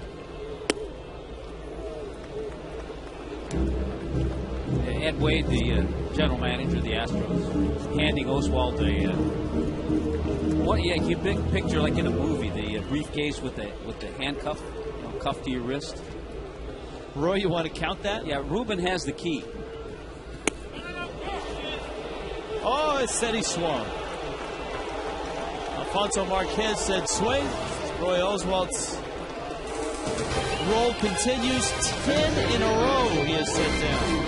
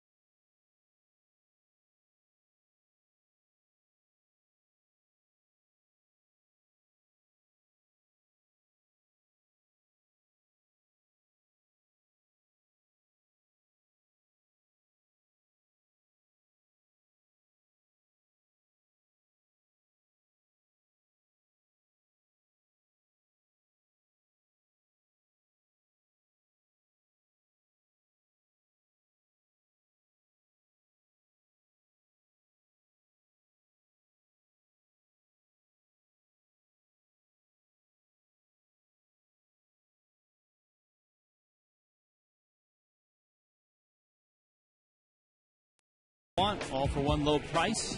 305-626-SAVE or visit marlins.com for the all-you-can-eat seats. Well, you know the assignment now for Jose Veras. Keep things in check. Keep it a 2-0 game. And again tonight, as you heard Allison Williams and Jeff Conine talk about at the outset of the telecast, the Marlins bullpen is not deep because of the last 2 games. Brian Sanchez, in all likelihood, is off limits. And only in case of emergency will the Marlins break glass and bring Burke Badenhop in.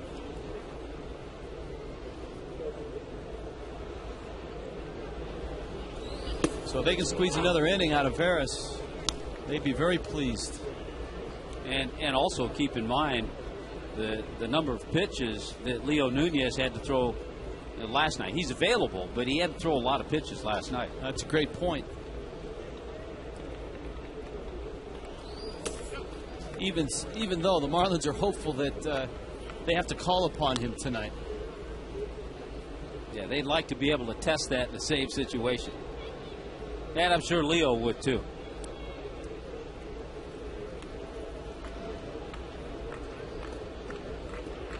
You can see Hensley getting that arm ready.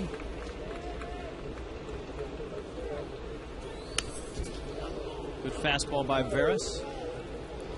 I think when Veras hit that spot, that spell where he was ineffective, you can trace it back to just flat out overuse. And the Marlins had to bring him into ball games and use him a lot more than they wanted to.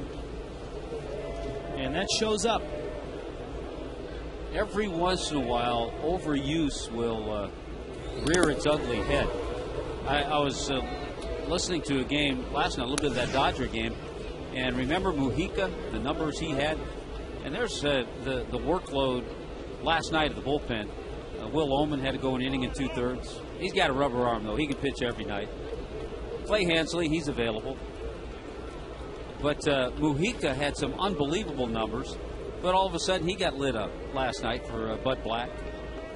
And the Padres the Dodgers kind of exploded against the Padres. No swing, and of course the Marlins just had Cody Ross rung up on a check swing. Well, I think if you saw them side by side, they're very similar. The one key is that Polanco has a much shorter approach and swing than Cody does. He chokes up, doesn't strike out much. The most he's ever struck out in a season is 46 times. He didn't walk much either. I'll bet Vinny had a good story or two about Mujica. Yeah, he probably did, yeah.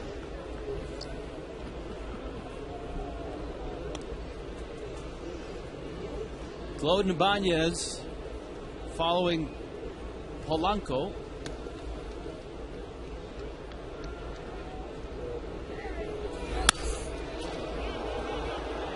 And a fly ball that's going to end up down in the Marlins bullpen. JM Lexus presents our leaders of the game.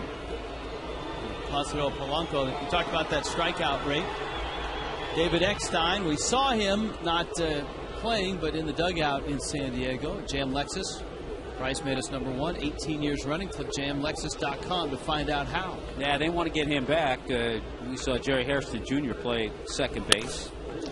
Another base hit. How many times does he just stay back and go right back up the middle? 3 hits tonight for Polanco, 6 in the series. He fouls off tough pitches, just kind of hangs in there, and then gets a pitch that's a little more over the plate. And this looks like it's not going to be an easy inning for Veras after a long at bat. Now you got Claude and Ibanez.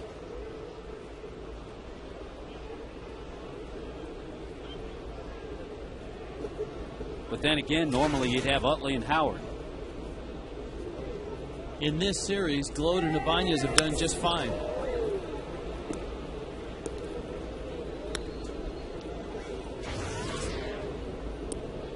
Howard's one of those interesting guys for pitchers to pitch to because you can strike him out. He strikes out a lot. But don't make that mistake.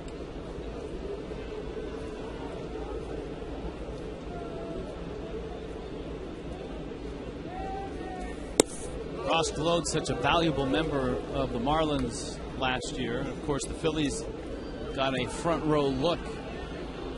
And with guys going down, Gload's been able to step up and produce, as you see his last dozen games.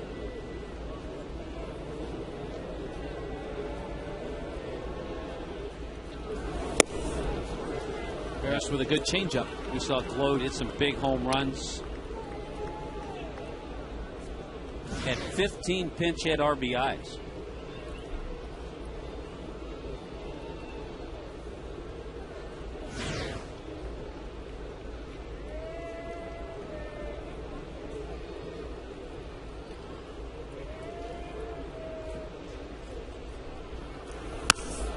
Breaking ball. Gabby out there. Hanley had his foot on the bag. Polanco with a playful swipe at Hanley. I don't think the Marlins, we've seen Gabby Sanchez start and complete a number of 3-6-3 double plays. But we've also seen Ross Gload run. That ball wasn't hit all that hard. I don't think they would have turned a double play if Gabby had made a perfect throw to Hanley. But Hanley makes a good play to kind of stretch, hang on, and keep his foot on the bag.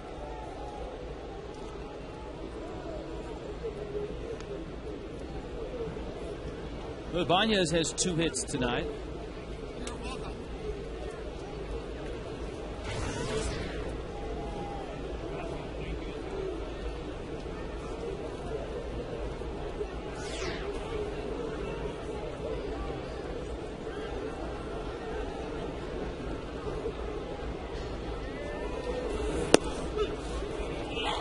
Outside corner from Veras. Ibanez now 38, and a guy that really labored in the minor leagues before finally getting a chance to play every day. It wasn't until he got to Kansas City back in 2001.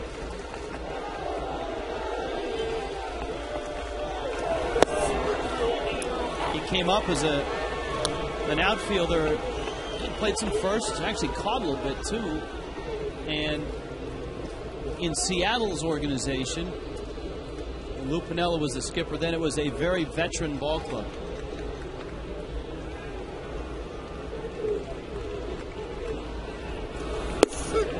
Struck him out. Good pitch by Veras. Oh, he just dropped that breaking ball over. Froze a hot hitter in Raul Ibanez. I was thinking about Lou Piniella earlier. Oh, it was a good pitch. When you mentioned Tyler Colvin, because Colvin's a rookie, I think 17 home runs, leading all rookies. And it was the White Sox broadcaster Steve Stone who kind of called out Lou Piniella in not playing Tyler Colvin. Of course, Lou had some choice words for Stoney. Worth finally barrels one up. That's the best swing that he's had this whole series. He singles the left. And the Phillies keep the inning going with 2 outs. And young Dominic Brown is coming up. I think Lou said something like, what's he know? He's only a broadcaster. But as it's turned out, Tyler Colvin, who at that time wasn't playing a whole lot, and I think Steve Stone just said he ought to get him in the lineup a little bit more. I think Colvin's turned out to be a pretty good one. I was thinking of that because Ibanez, same guy, young player. Lou doesn't like to get the young players as much as the veterans.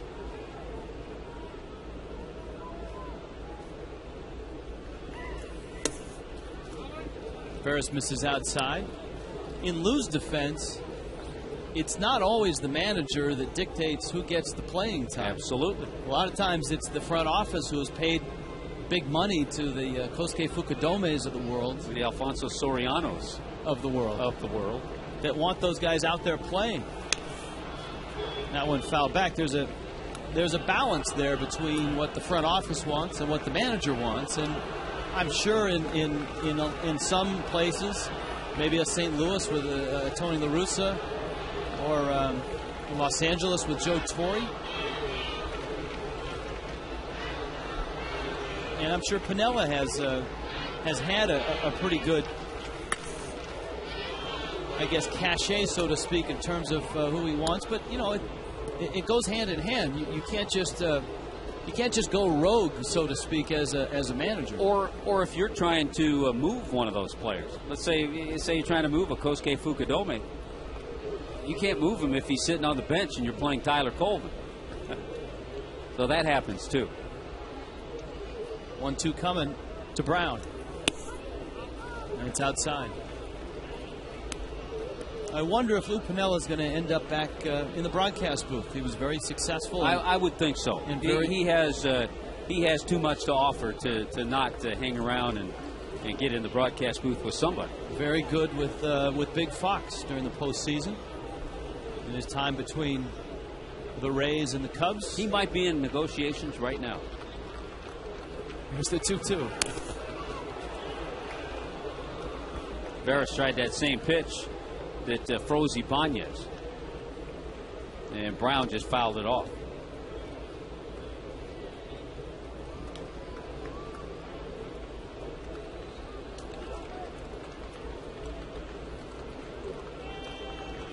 It was a scoreless duel until the Phillies got to Volstad in the 6th for 2 runs.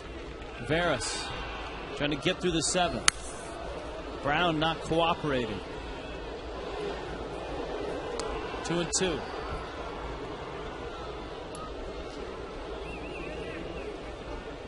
The Braves have scored a run in the 6th, now have a 3-2 lead over the Giants, and that's bottom of the 7th. Tell you the one thing the Braves have done so well this year, they're getting a lot of clutch hits. If you look at them as a team as far as power numbers or defense, they obviously get the good pitching. But they've been getting a lot of clutch hits this year. And because of that, they've won a lot of those close games. They've been getting them from the Eric Hinskys, the Omar Infantes, the Martin Prados. Troy Gloss has kind of fallen off a little bit production-wise. Matt Diaz has picked it up. Eric Hinsky is homered, and Alex Gonzalez is homered tonight. 3-2 coming. Runners on the move. Breaking ball, pulled foul. Well, from what little we've seen of Dominic Brown, there's a lot to like. Yeah, you really do. And I think the more, and we'll get to see this young guy a lot, you'll see improvement. But he looks like, as they say, a keeper. Mike Stanton is in that same category. Jason Hayward.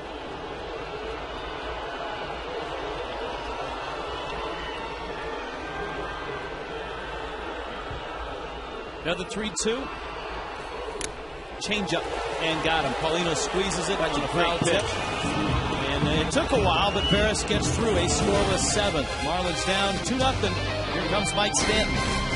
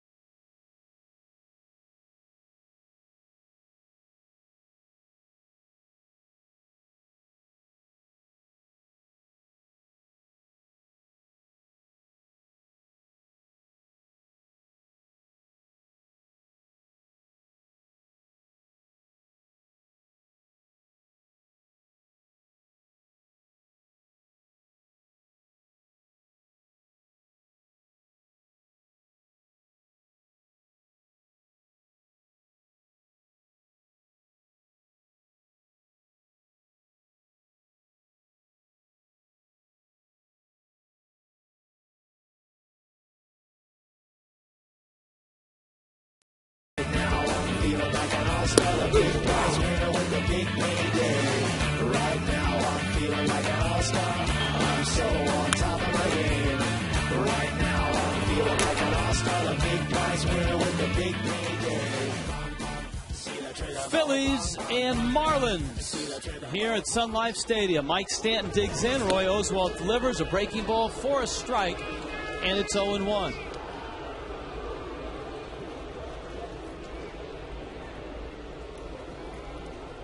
On one pitch. It's down low. Allison Williams joins us now. Allison?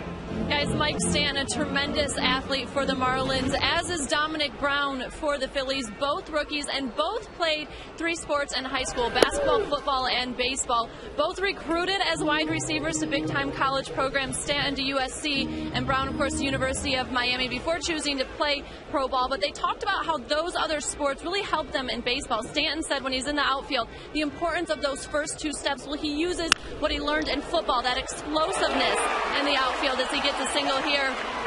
He also talked about his stance in the batter's box. He said it's very similar to basketball when you're getting ready to box somebody out for a rebound. It's that balance, that tough stance. He said it's even kind of similar to being on the line in football. For Brown, he uses that explosiveness he learned in football when he's running the bases. He said he also still does a lot of the things he learned in basketball, the jump roping and so forth, to keep in shape, as are the agility tests he uses from football. So both guys said they benefited a lot from playing all 3 sports and still use the other sports that they've quit playing to help them play ball here.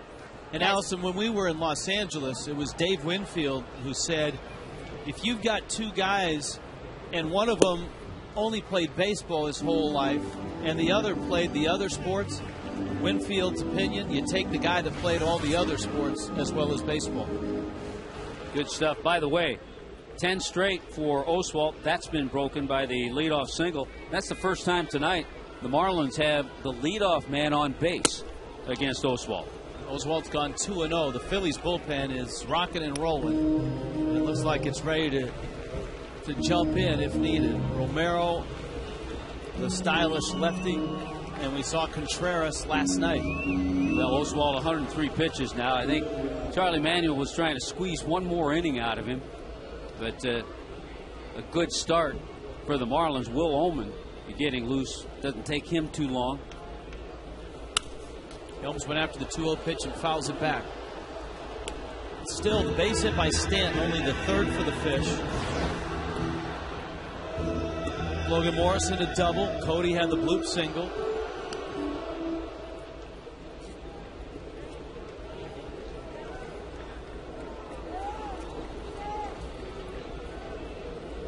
Those are the career numbers against Oswalt. And that includes the 0 for 2 tonight and 0 for 7 in the series.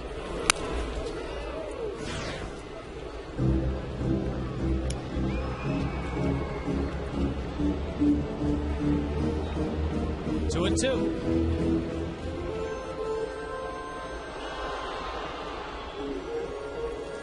You know, the Marlins have added a bat today. Chad Tracy is here and available. A left-handed stick. And you know that Wes always likes to get big hits against the Phillies.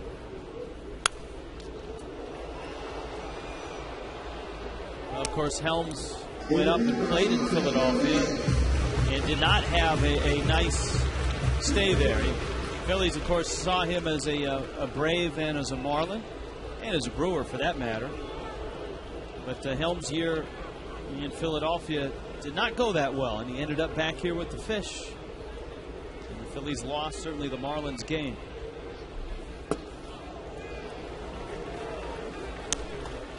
Tracy's ready.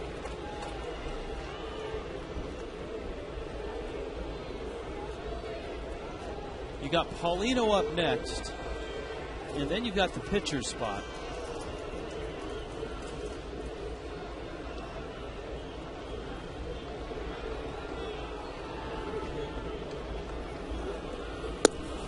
That's down low. Oswalt wanted it. Helms took it. Runners first and second. Let's see what the Phillies do here. Well, back-to-back base runners. Marlins haven't done that very often against Oswalt. And a few men left on base in the second, a couple men on base in the 3rd inning, but that's when Oswalt really started to settle in and had that stretch of 10 straight that he'd retired. Ronnie Paulino has walked and bounced out. The scary part here, and you have to think that Paulino might be bunting. He doesn't do that a lot. He's not the best of bunters. But a ball on the ground is a double play with Ronnie Paulino up there if he swings away and hits a ground ball. Even a bad bunt can turn into a double play. Yes. He squares. He bunts. It's a good one. Oswald's got the out. Boy, Oswald made a terrific play. Normally you put the ball in that spot and you move the runners up, but Oswald's so quick off the mound and made a nice pivot and turn. Boy, sure did. He looked like a second baseman making that play. If you can make the third baseman feel it, you got it. But as soon as Oswald came off the mound, good communication between him and Polanco. Watch Polanco. He goes right back to the bag. He sees Oswald. He knows that Oswald's a pretty good fielder. So a heads-up play by the veteran pitcher. Now, those are two guys that have not played together before. Yeah. And they're both on the same page. So why work on all that? Waste time in spring training. And Ned, speaking of wasting time, a little time was wasted, so Charlie's going to come out and make the move. And no doubt he's going to get Romero to face Tracy.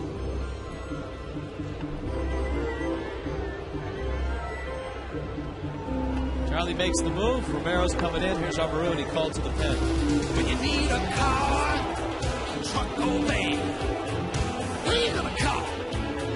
Rudy!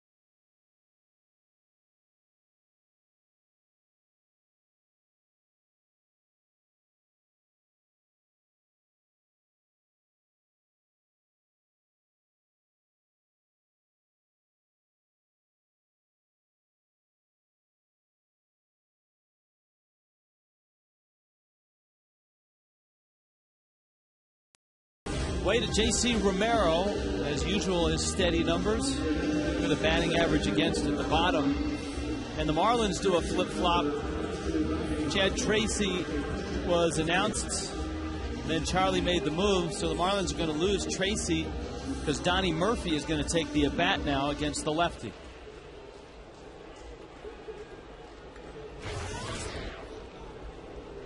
So the Marlins choosing to bunt with Paulino. And there were a few things that Edwin could have done there. He could have had Ronnie swing, but we talked about the possibility of a double play. He could have pinch hit for Ronnie and forced Charlie's hand even sooner. But the bunt just a little offline. And now a couple of moves to get Murphy up there. Murphy against Romero. Murphy's pinch hitting exploits have been legendary so far this year. 2 homers. He's driven in 6.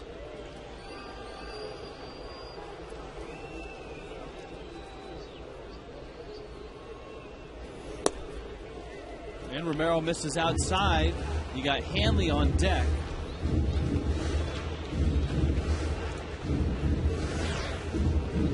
Left-handed hitters just 189 against Romero.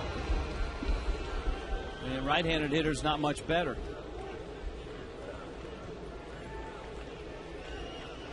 Yeah, he'll use his slider along with a fastball and changeup. Just a quality left-hander.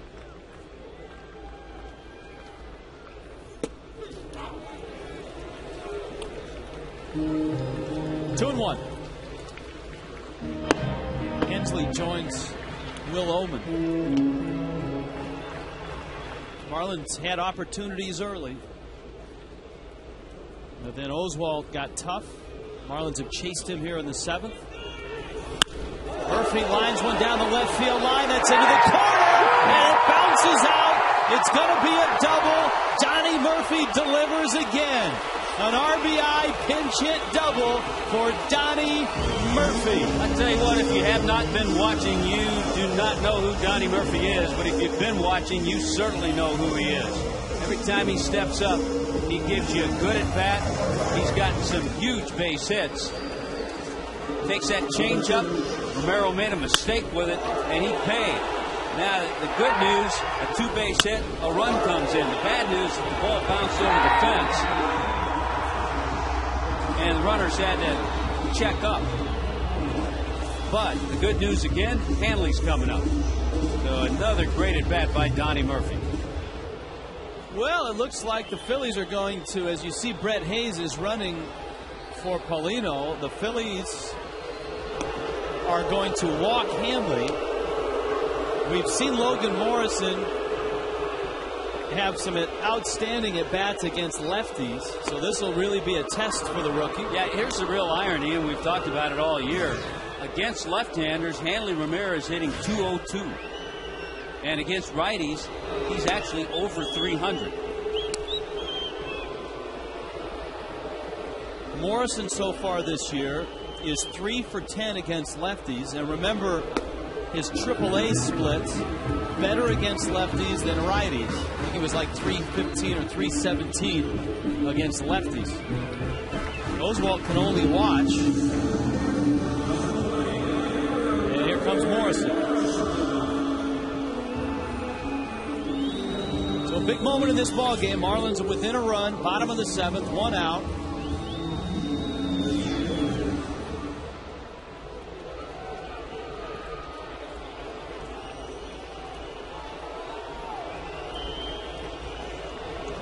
The 22-year-old rookie stands in against one of the tougher lefties out of any pen in the National League. Fastball in. And it's 1-0. So with Hayes at third, you've got better speed. You've got pretty good wheels at second with Murphy. And, of course, Hanley can run at first. And, again, that situation, less than 2 out. Runner at third. And a run here, at least just 1 run, ties this game. Romero. Down low, and it's 2-0. That's the thing that Logan Morrison shows you against lefties. He's very calm up there and quiet with his approach. You don't see him bailing too much.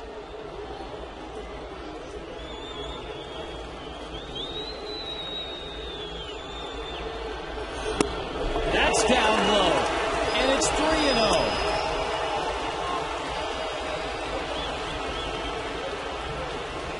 Gabby's on deck.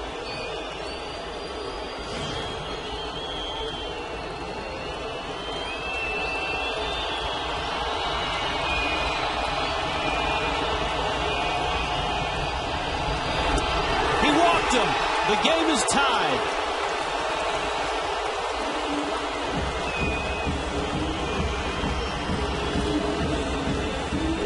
Charlie Manuel went to his lefty specialist. Edwin Rodriguez mixed and matched. And the Marlins have tied it 2-2. Gabby's coming up, and Charlie's going back to the pen. Yeah, with a rookie out there, you question that, but a guy like Romero, Charlie Manuel's expecting him to throw strikes. He didn't do it. Tie ball game, and things are looking a lot better now. A Marooney called to the pen. When you need a car, truck, or van.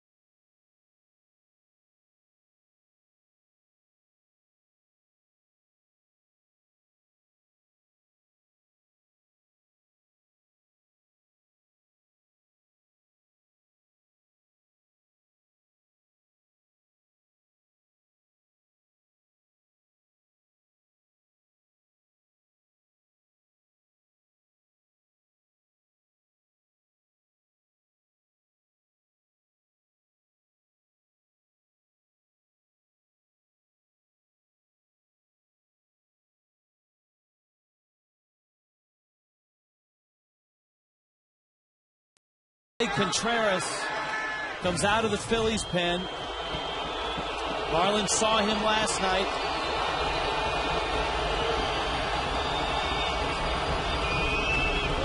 Got to be alive. Occasionally he can bounce that splitter that he has. Gabby Sanchez digs in. 0 for 3 tonight. Lines it foul. Gabby was ready for that first pitch fastball from Contreras. Sanchez 5 hits in this series. 4 of them came last night. He did not face Contreras. Gabby came into this game hitting .340 with runners in scoring position.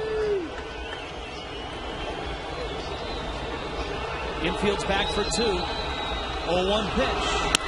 Line drive into right field. Base hit. Murphy scores. Hanley scores. Morrison gets to third, and the Marlins have the lead. Gabby Sanchez. He may have Charlie Manuel's vote for Rookie of the Year. Boy, he's come up with big hit after big hit because he uses the entire field. Stays back, takes this ball the other way, and with that stroke picked up 2 huge runs. 52 RBIs now for Gabby Sanchez. Remember, the inning opened with a Mike Stanton single, a walk to Helms, Donnie Murphy a pinch hit double. You see Gabby now 1 shy of the rookie lead in RBIs. He delivers 2 runs, and here's Ugla. He smokes 1 foul. Well, let's see. He started just the way Gabby did. Remember, Gabby jumped on that first pitch and fouled it down the left field line, and then stroked 1 into right for 2 RBIs.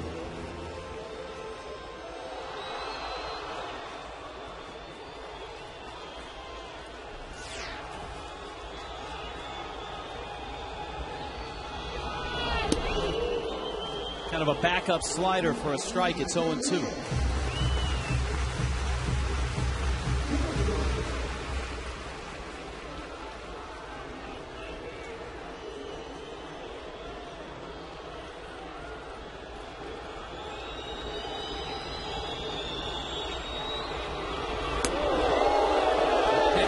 Almost hit him. In fact, it's backed up over his head. Hard to believe it didn't hit him. Yeah, people are booing, fans are, but it was an off-speed pitch. Just totally got away from Contreras. Might have been that forkball. That's it's a good thing Ugla took the bat with him,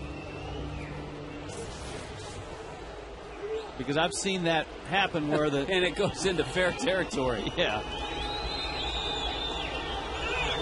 Runner goes, ball in the dirt, huge jump, and Gabby steals it. The more and more that you watch Gabby Sanchez, you see all those little things he does. He's 5 for 5 now in stolen bases. He gets that opportunity. He got an unbelievable jump. No play at all for Ruiz. Ruiz, watch him point. Yeah, see, he was trying to get Contreras to step off. Infield's in now, and that changes things for Ugla with a 2-2 coming. Ah, the forkball got him. That split. Dive bombs, and Ugla punches out. And so it's up to Cody if the Marlins are going to cash in any more in this inning. Yeah, Contreras' split slash forkball. His is more of a forkball because it's slower. And he threw a good one there to Ugla. Threw one over his head. Got slipped out that bad, and then came back and threw a perfect one. Cody is 1 for 3. He has struck out twice. He got a fastball right down the middle, just like Gabby and just like Ugla.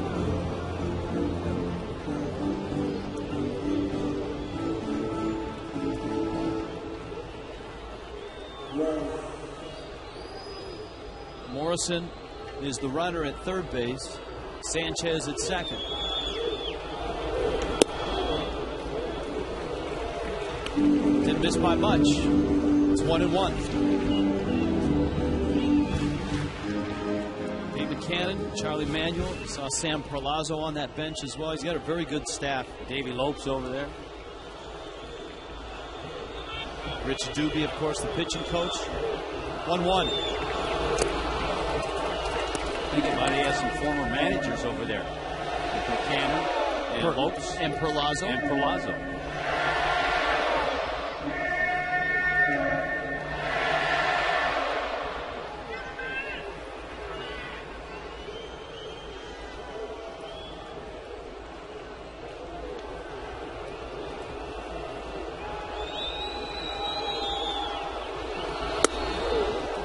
Rides it inside. This is the 9th man to come to the plate for the Marlins this inning. 4 of them have scored, and the guy that started it all with a base hit is on deck, and that's Mike Stanton.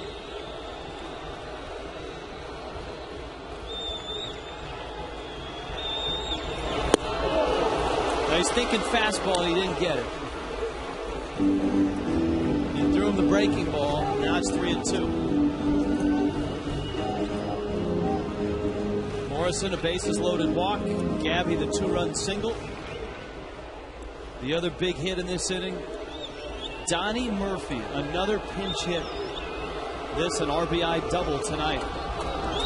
3-2 coming. Struck him out inside corner. Down goes Ross. Contreras strikes out Ugla and Ross, but not before the Marlins get some big hits. Donnie Murphy, the walk. And then Gabby, 4-2.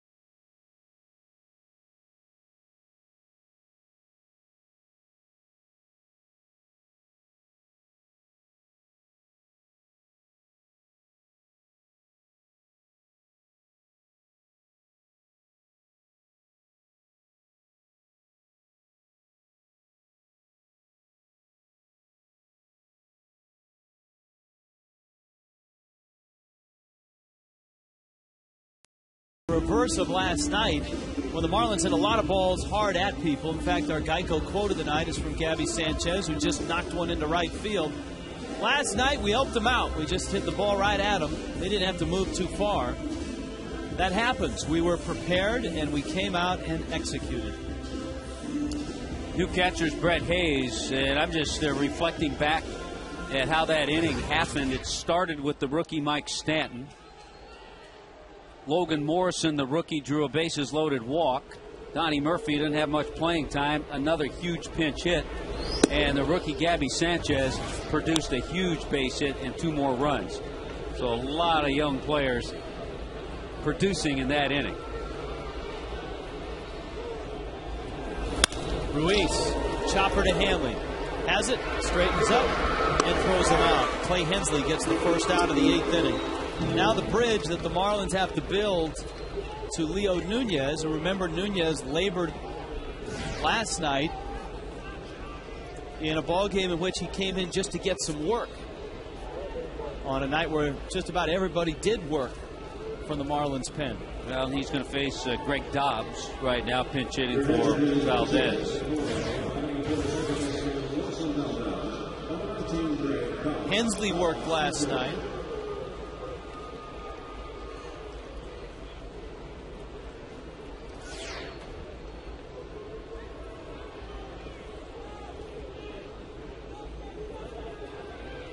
Dobbs appeared last night and bounced out. And Hensley throws him a strike.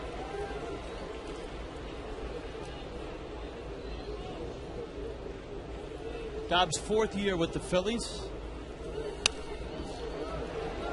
Guy that played his college ball in a couple of stops. Both very good programs. Long Beach State. Of course, all the great talent they've provided. There's Baez, Tulowitzki, Longoria, Crosby. There's a swing and a miss.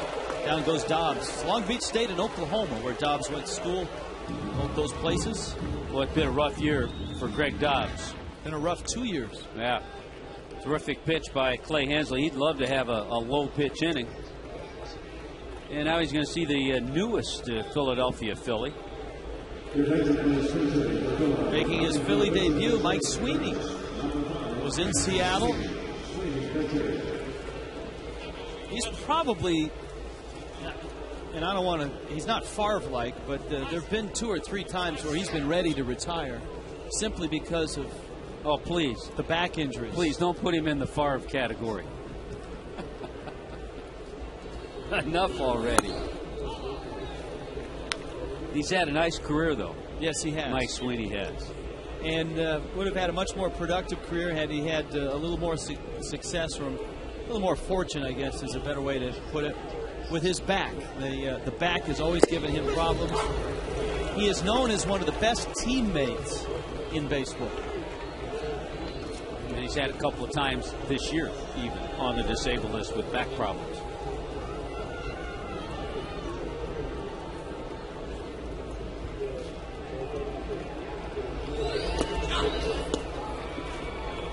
Even in the toughest of cases, Sweeney has been able to embrace his teammates. There's a great story this year while playing for Seattle. Milton Bradley going through all of his struggles. Sweeney, one of the players in that clubhouse that helped Bradley through the tough times. They were on the road somewhere and a fan was all over Milton Bradley, and Sweeney actually came out of the dugout and went up to the fan and calmly asked that fan just to ease up and give his friend a chance. And the fan calmed down. Bradley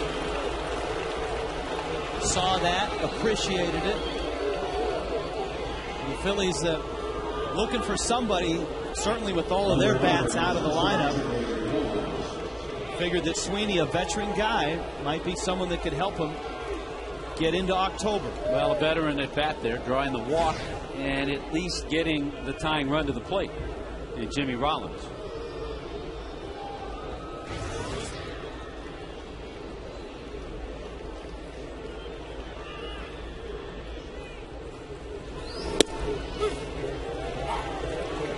Hensley gets a strike.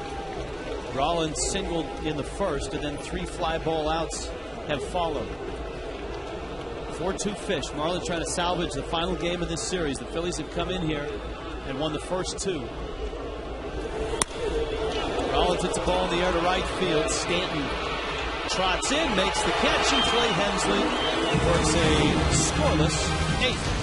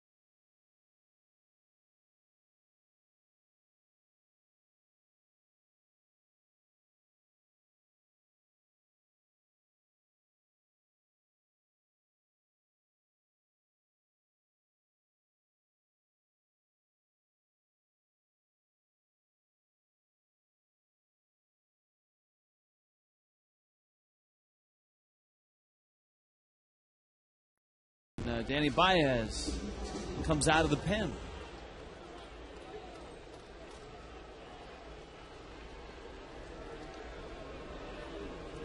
Stanton against Baez. Guy's got a live arm. Throws mid-90s with his fastball. Pretty good curveball to go along with it.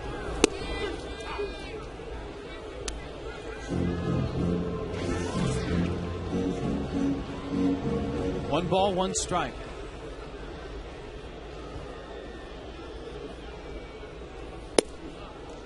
Low with that fastball. Marlins trying to avoid losing 4 in a row. They've only lost 4 in a row 3 times. Trying to get back to 500. The schedule for the Marlins gets a bit easier after this stretch. Though managers will tell you nothing's easy. That's right. In the big leagues. You got the Phillies, the Cardinals coming in. It's amazing the stretch of pitching that the Marlins are facing. The Marlins against the Phillies, and of course, it started with Roy Halladay. Kendrick pitched okay last night, but they get Oswalt tonight. And then Wainwright and Westbrook come in. Here's the 3-2 to Stanton. Mike hits a ground ball. The first. Glode will pick it up. The veteran Jeff Suppan will start on Sunday. And then when the Marlins go up to Washington, D.C., right now, Steven Strasburg is scheduled to greet them on Tuesday. Yeah, he's thrown after spending a little time out of the rotation. It was something minor in that shoulder.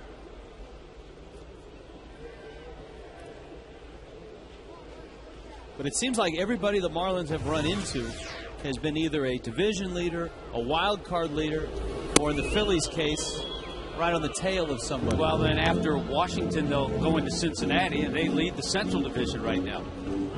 And they can throw some starting pitchers at you. And I was reading they're close in bringing up the left-handed Cuban pitcher, Aroldis Chapman. Yeah.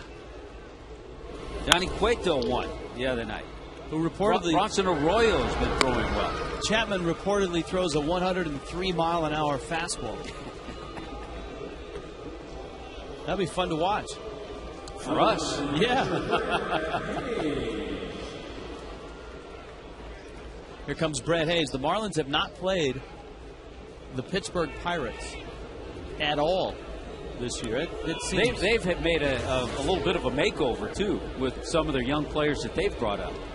Marlins won't see the Pirates until the week from Monday in Pittsburgh at the tail end of the next road trip. And after Sunday's game, the Marlins have a stretch.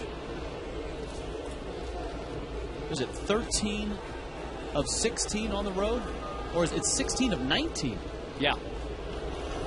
16 of 19. Nationals for 3, Reds for 3, Pirates for 4. Yeah, Marlins come home for a 3-game weekend series against the Astros. And then ship out to New York for 3 and Atlanta for 3. That eats up most of the month of August.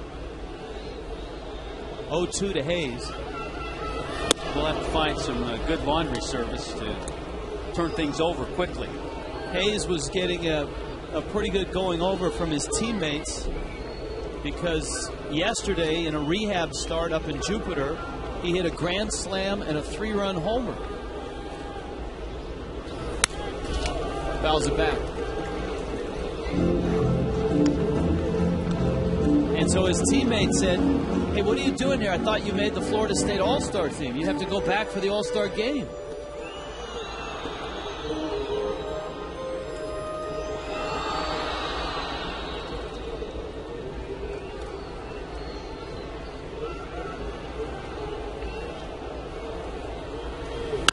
Breaking ball, he was on it, and that's a fair ball.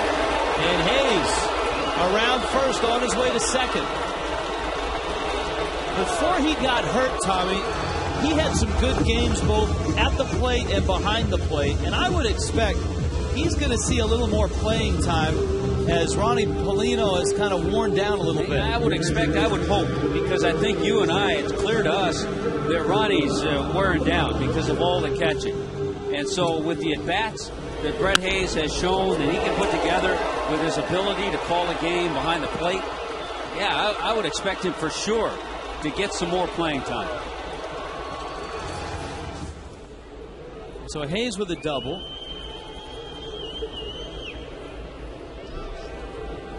This is the pitcher's spot, and Hector Luna is coming up to take the at-bat.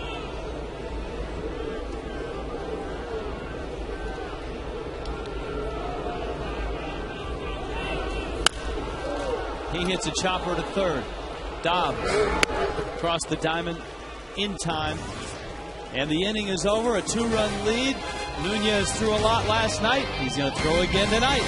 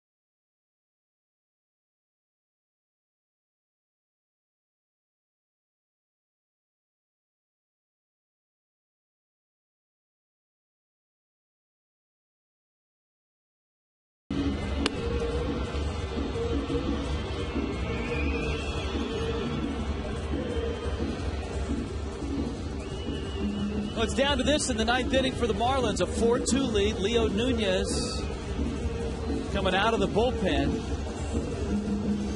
And the Marlins, with their 4 runs in the bottom of the 7th, a Coors Light cold, hard blast. This was neither cold nor hard, but hey, the Marlins will take it.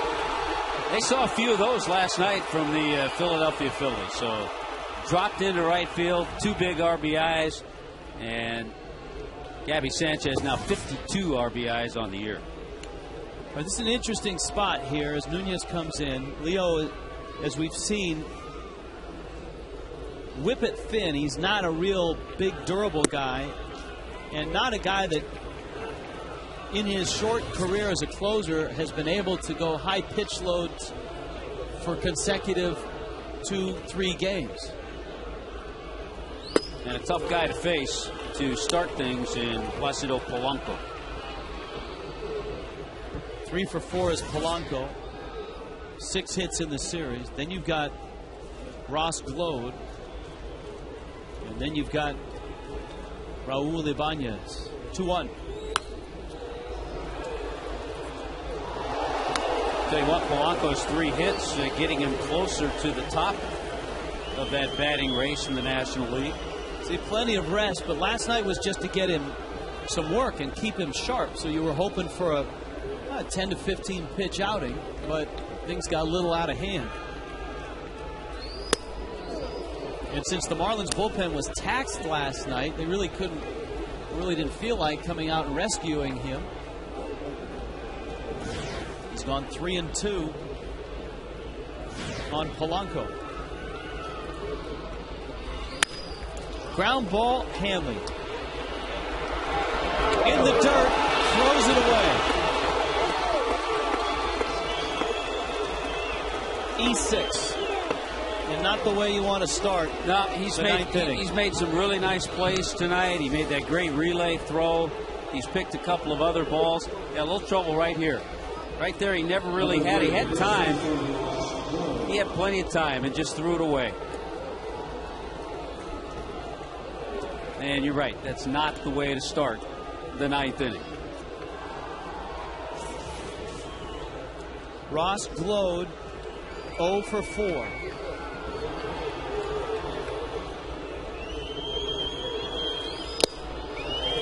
Changeup. That's about as slow a changeup as we've seen Nunez throw this year, 86 miles an hour. We see a lot of changeups he'll throw that'll be 88, 89.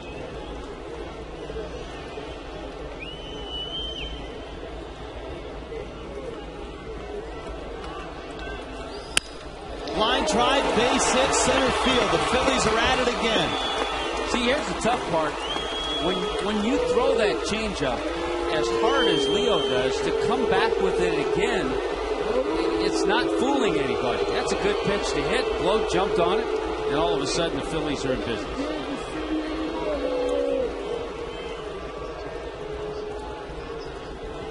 So it's Ibanez now.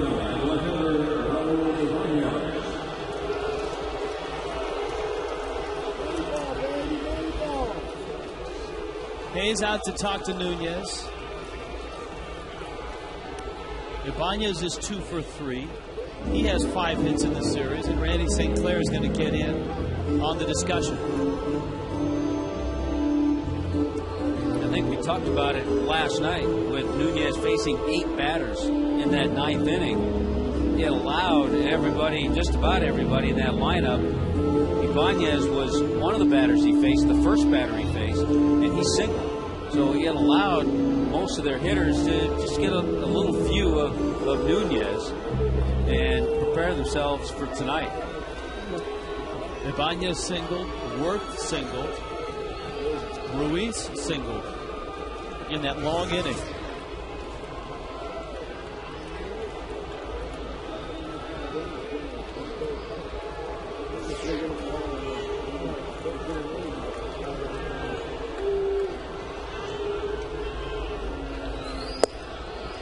Nunez fastball dips low. It's 1-0.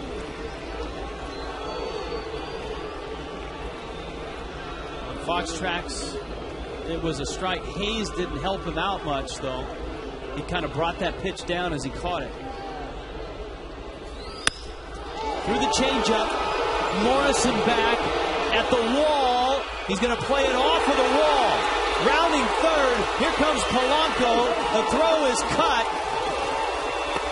And the Phillies are within a run with runners at second and third.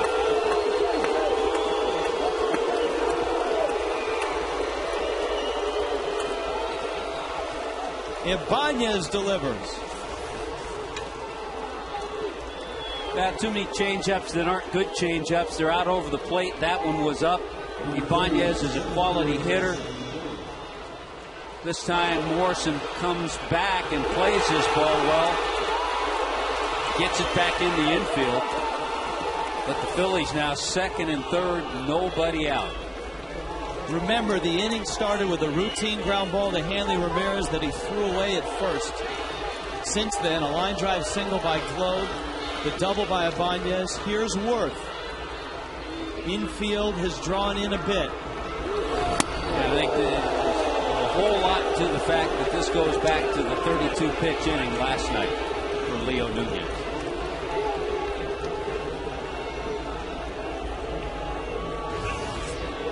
Worth has been struggling to find his stroke. Had his best swing of the series in the 7th inning with a line drive single to left.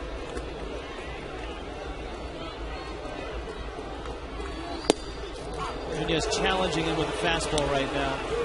And that's been the pitch that has troubled Worth. You would think with the fastball that Leo Nunez has, he would stay with that, keep it up, try to keep it in, tie him up a little bit. If he leaves a changeup, that's a pitch right now Worth can hit. He has not shown in this series that he can hit a good fastball. 1-1. Good fastball there. 1-2.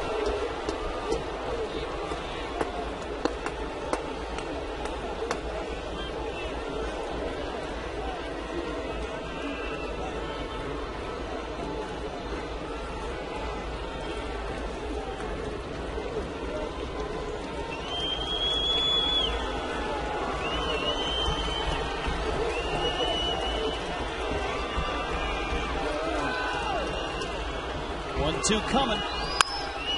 Ground ball by Hanley. Change-up. Field. And a change-up. Jason Worth hasn't hit a fastball this whole series, and he got a change-up with runners at second and third. Why? It's a great question. And out over the plate to boot. Any fastball that's been up, he hasn't been able to get to the whole series. Hanley was there. That ball took a nasty hop. Ibanez getting out of the way. And Worth is tied. And all the work that the Marlins did in the bottom of the seventh to come back, take the lead, has been undone here. And there's nobody out. Worth and Ibanez at the corners. Dominic Brown is up. And now you've got Nunez out there who threw 32 last night. He's obviously laboring right now. Pretty much out there with no safety net right here, too. Ferris has already pitched. Hensley has already pitched. Ground ball, Gabby's got it. Runner coming home. Throw there. Hayes running Ibanez back. Helms will tag the runner out. And the Phillies stay at first and second. That's a big out to get and keep a double play in order.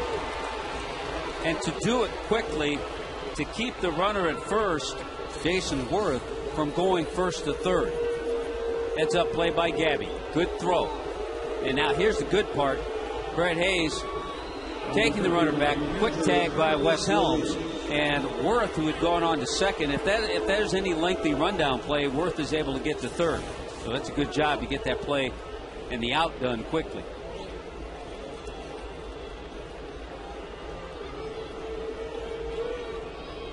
Now it's this guy, Carlos Ruiz, who's been a holy terror in this series.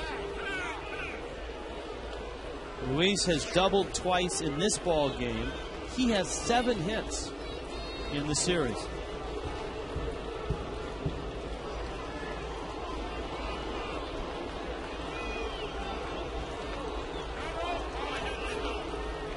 And he's driven in 5 runs in this series.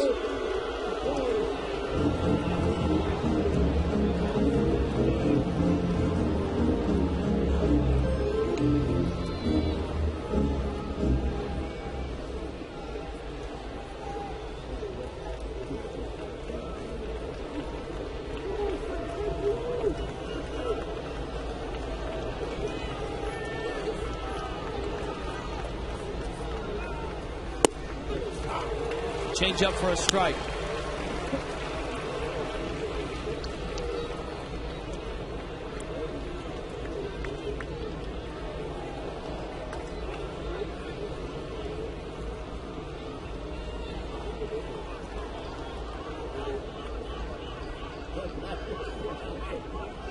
Worth gets picked off. My goodness.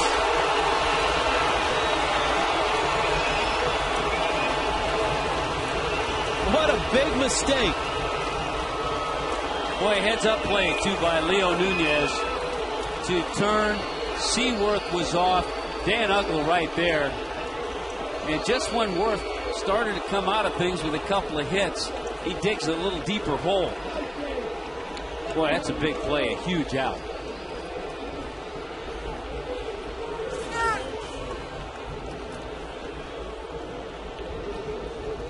Brown has good speed at first, and Ruiz steps out. So don't put it past Charlie to start. Brown.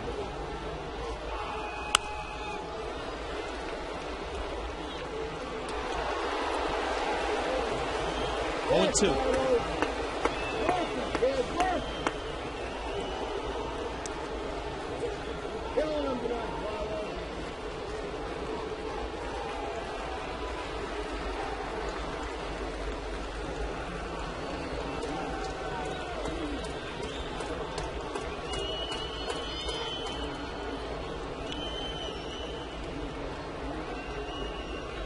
Nunez steps off. Ruiz back in.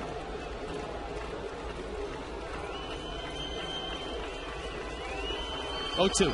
Pitch out. He was running. Hayes' throw is on the money. Oh, how about those 2 outs? Brett Hayes throws out Dominic Brown. And the Marlins go to the bottom of the 9th, tied at 4.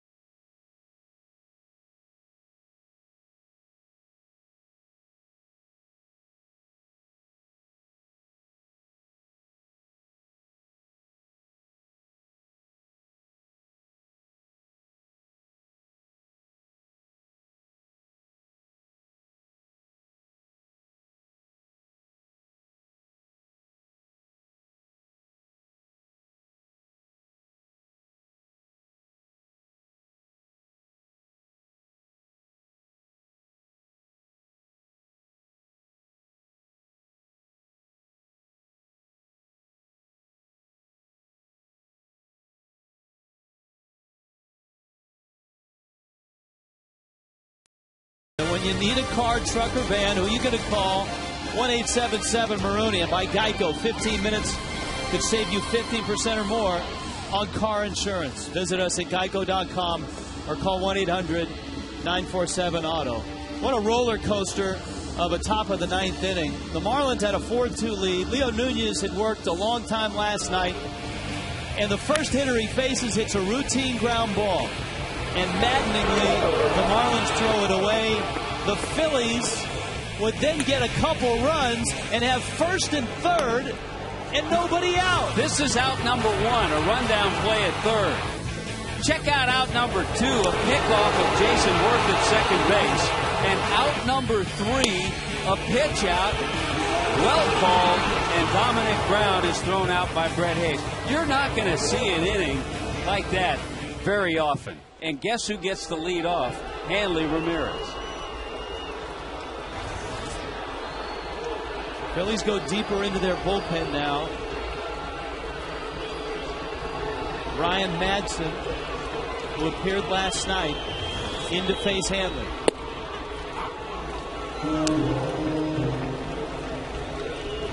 Oh and 1. Hanley had a couple of hits last night, but hitless in 3 trips tonight.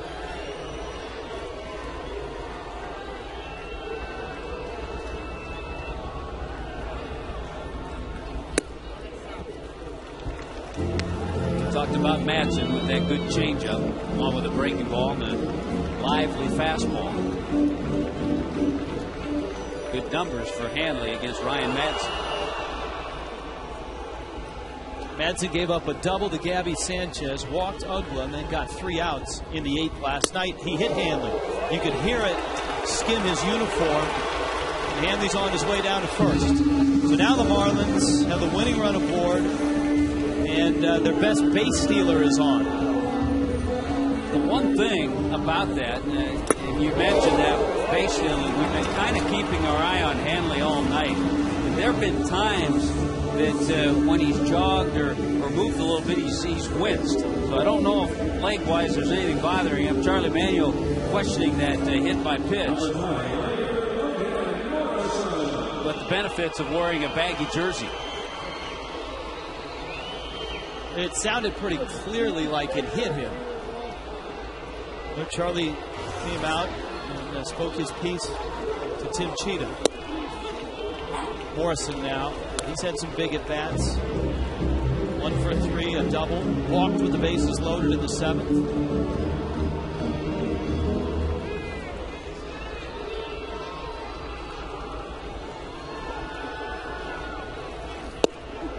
hits and misses in.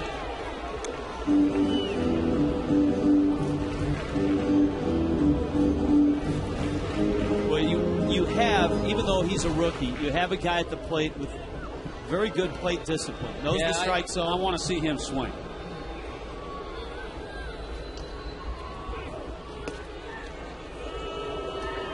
Then you've got Gabby Sanchez. And then Dan Ugly.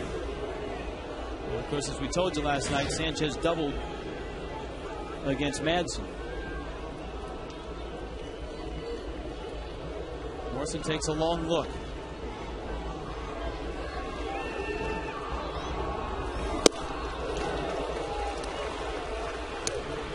One and two.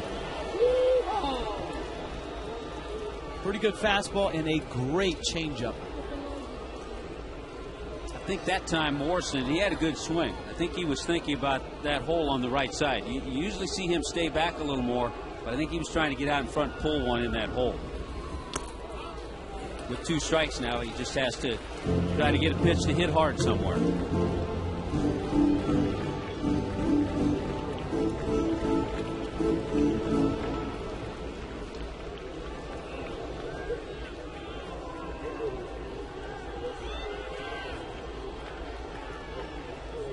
Been a nice night for the Marlins rookies. Hanley's running. Swing and a miss. Ruiz's throw is high, and Hanley is in there. Morrison strikes out, but Hanley gets the bag. Morrison got that Madsen changeup, and it was probably because of the changeup. Hanley got a little extra. Good jump, no wincing there, and a straight-on slide. And with that hard slide, you can see Rollins follow the tag just in case Hanley left the bag.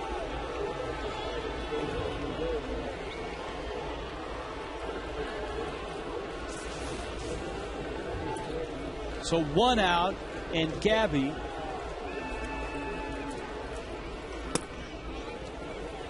the best throwing arm in the outfield for the Phillies is in right field. Yeah, we've seen that in this series.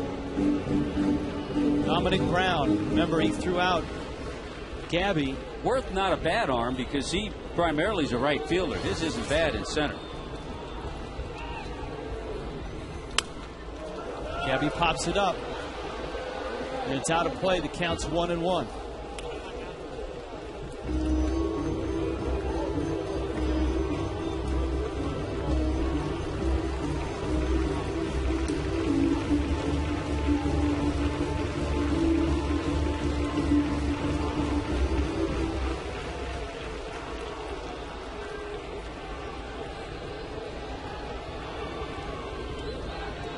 One coming.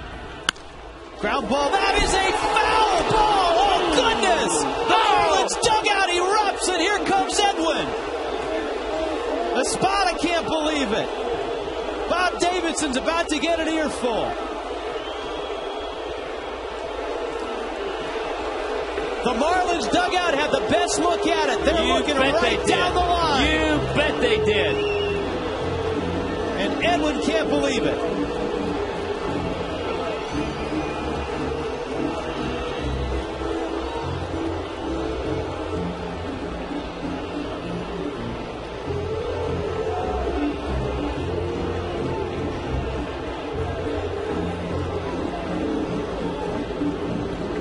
Davidson hasn't thrown him out. Rodriguez did just about all he could to get tossed. Here's a couple looks. Well, I think you're going to find a different story when you see these looks. It's fair. It goes over the bag. Oh, my goodness! That's a fair ball. Oh, that's a terrible Davidson, call. you missed the call. Oh, my gosh! How do you miss that call? Oh, my goodness! That's right in front of him. That's absolutely brutal. Bob, generally you're a pretty good umpire, but you just missed one. And it cost right now the Marlins a chance to have a walk-off win. The ball came back. It had a funny little hop. It came over the bag. First it's fair. Bounces fair. Comes over the bag fair. And then it lands fair. Where's Bob looking? Look at his face. He's looking over here. He's called it foul, and the ball lands fair. Look at the ball, Bob Davidson. You missed it. Oh, my goodness. I give up. You know, you say one call can't cost the game. That call right now could cost the game. And it was right in front of him. Edwin, you had the right to say anything you wanted to say to Bob Davidson.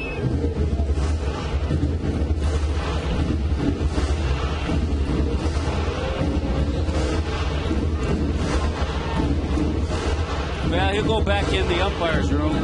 I hope he looks at the replay of this, and then he'll see that he missed the call. But don't act like you got it right, because you missed it. Wow. So Sanchez strikes out. Ugla's going to get walked. And the Phillies would rather pitch to Cody than Ugla.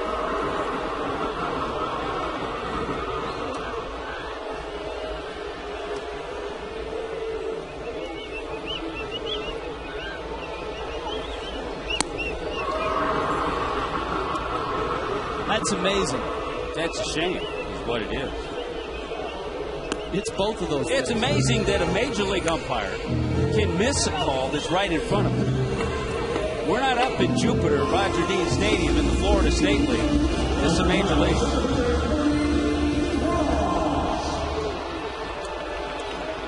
Well, we'll see if Cody Ross can bail Bob out.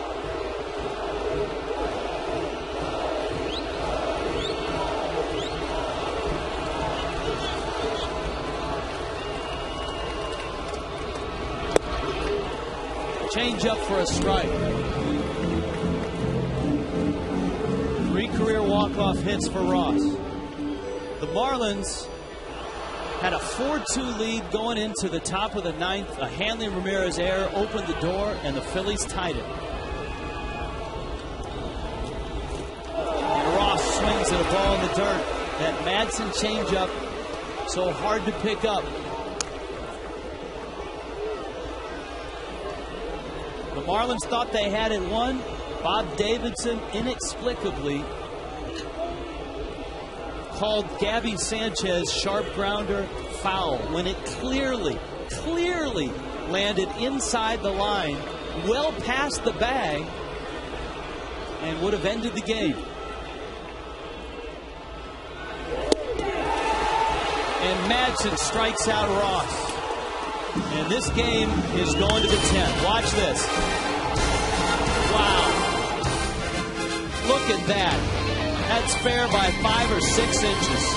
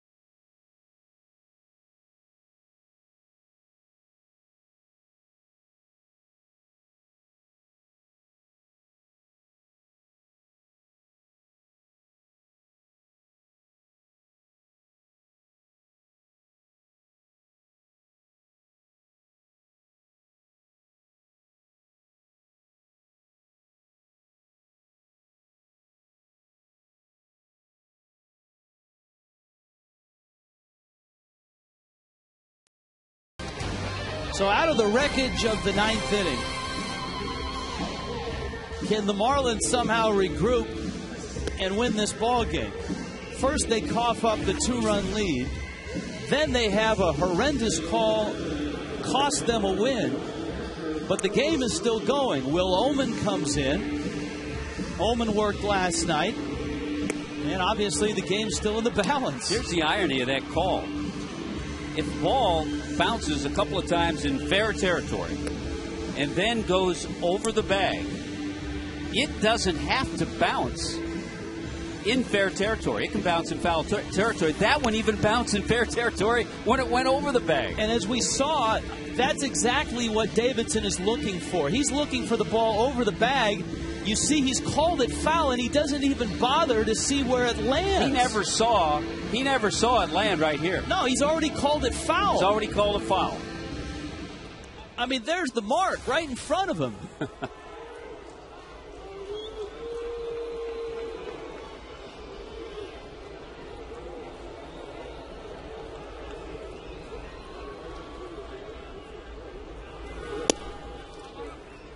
Will Oman misses outside. Carlos Ruiz is up. Ruiz sat stunned at the plate in the top of the ninth as the inning ended. The Phillies had runners at the corners, and the game was tied 4-4, and there was nobody out, and they didn't score. The Marlins got Ibanez in the rundown on the ground out by Brown. Worth got picked off second, and then Brown was thrown out trying to steal.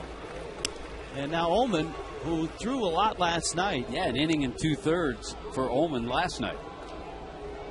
Has gone 3-0 on Ruiz. Dobbs is on deck. There's a strike.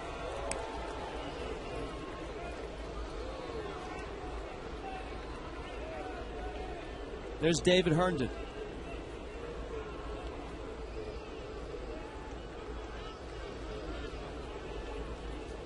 Here's the 3-1. Ruiz hits a high fly ball into the corner, and it's foul. I wonder how Tim Cheetah feels right now. Because Tim Cheetah is the home plate umpire. He has the best look of anybody on that ball. Once the ball goes past third, the call becomes the third base umpires. But Cheetah obviously saw that it was fair. Here's the 3-2. Ruiz gets into that one. Drills it to left field. That ball's gone. Carlos Ruiz is absolutely killing the fish.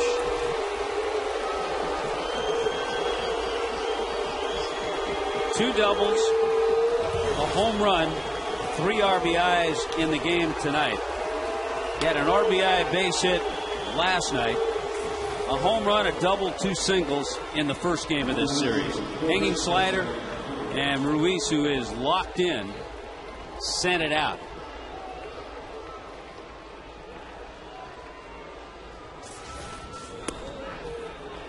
Dobbs swings and misses.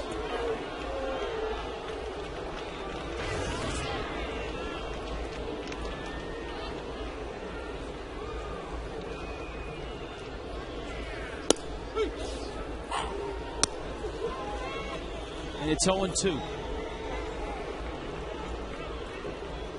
Brad Lidge up. Marlins have already burned through their closer.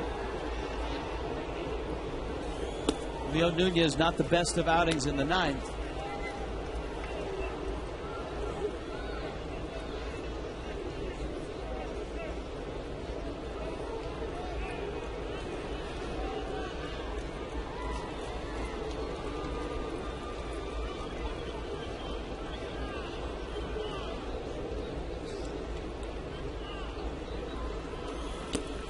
And Dobbs strikes out.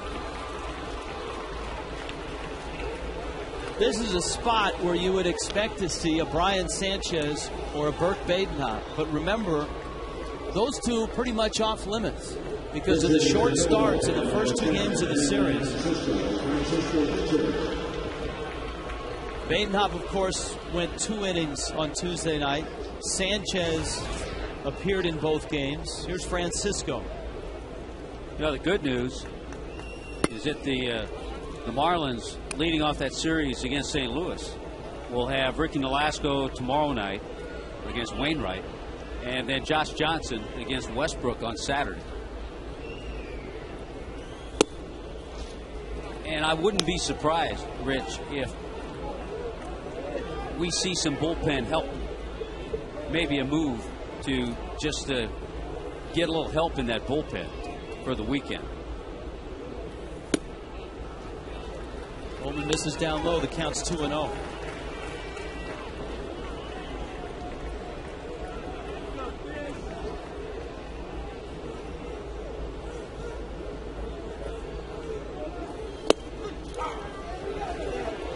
Three and one.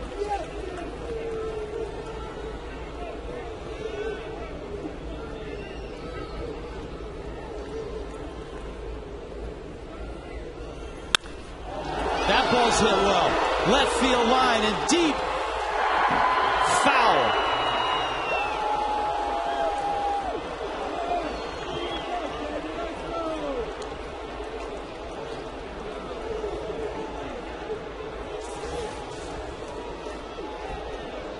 Not by much. See, Marlins fans are good, but they don't rag like Philly fans. If that was in Philly and that call went against the Philly, they'd be all over Bob Davidson, ragging on him about that call, saying, oh, that was fair, that was fair. Charlie Manuel comes out, and he may be asking for a replay here.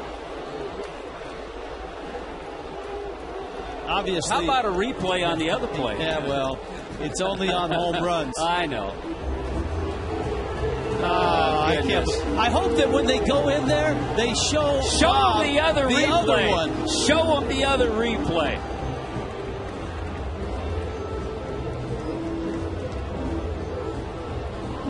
Now, if they screw this one up, because I believe this ball passes in front of the pole. Yeah. You'd lose sight of the ball if it went behind it. It goes in front of the pole, right there. And this is a definitive That's even look. a better shot. This will be a very quick review. Well, you would hope, Rich.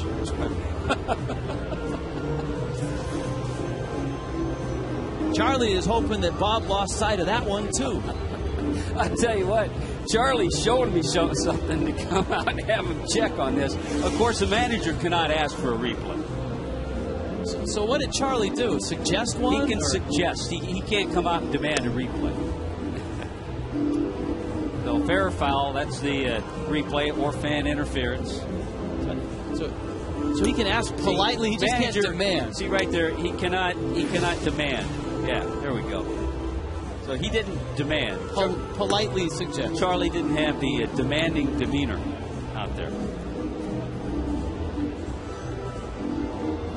You think that when Edwin went out, he politely suggested that Bob Davidson was blind? I think Edwin had every right to get tossed out of the game. Really. He didn't. Foul ball. All right. 1 out of 2. Yeah, but the one they missed at this point has cost the Marlins a game. Yes, it has. To this point.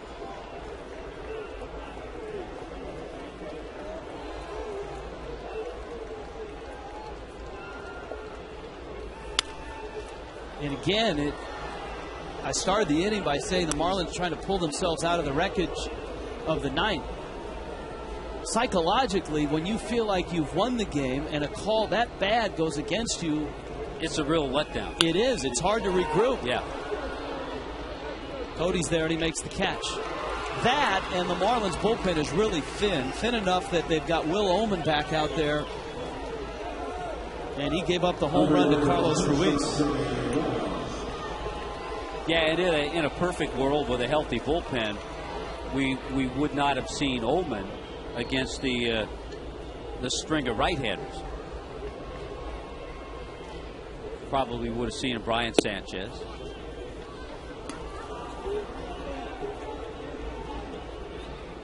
Jimmy Rollins is up.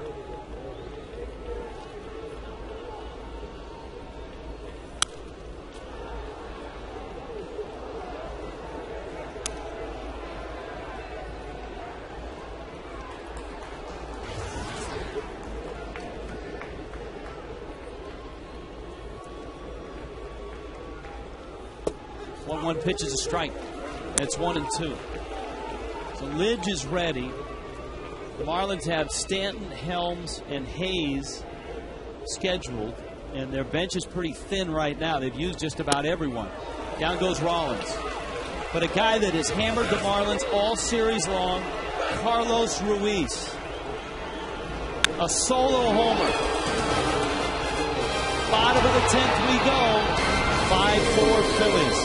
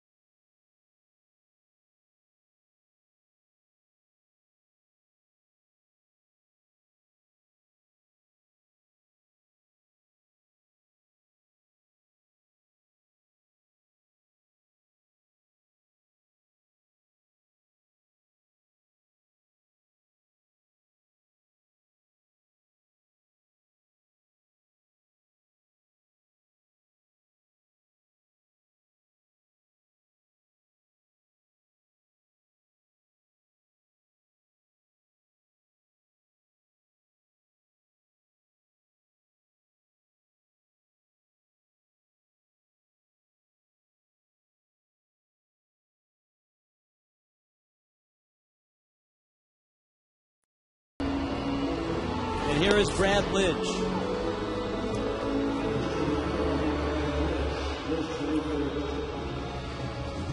So Lidge comes in and tries to shut the door.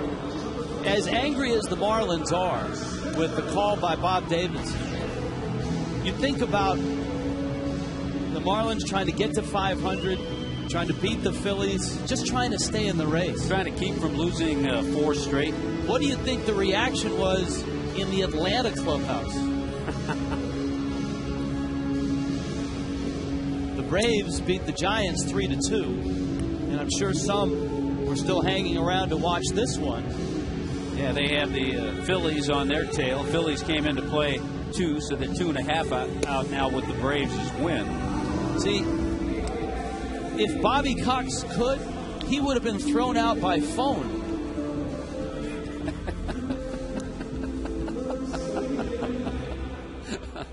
I wouldn't be surprised. Let's hope that Bob Davidson doesn't have the Braves tomorrow.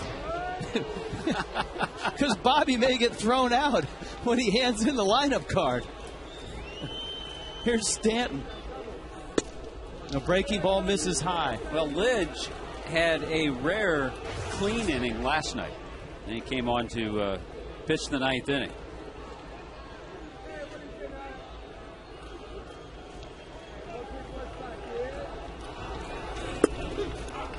Couple breaking balls, and it's 1-1. Stanton, Helms, Hayes.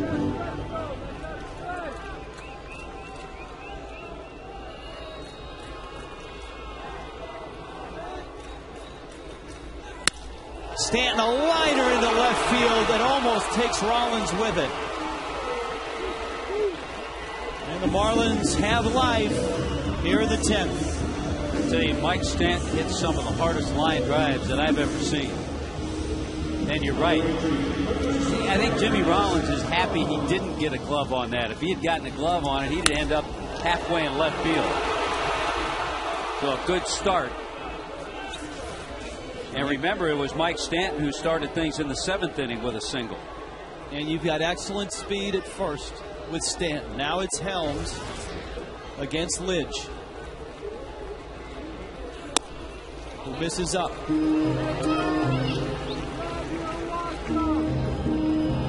You're right about the clean inning last night. But Lidge lately has been anything but a done deal. Yeah, he's not had a lot of those 1, 2, 3 innings. Helms went after the fastball. It's a ball and a strike. 5-4 Philadelphia.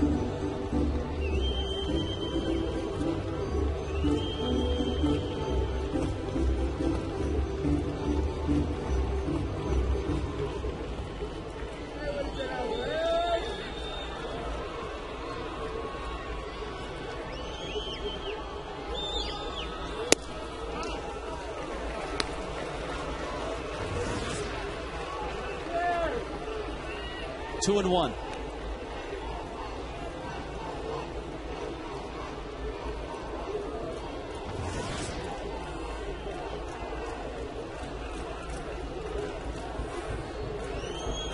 Stands at first.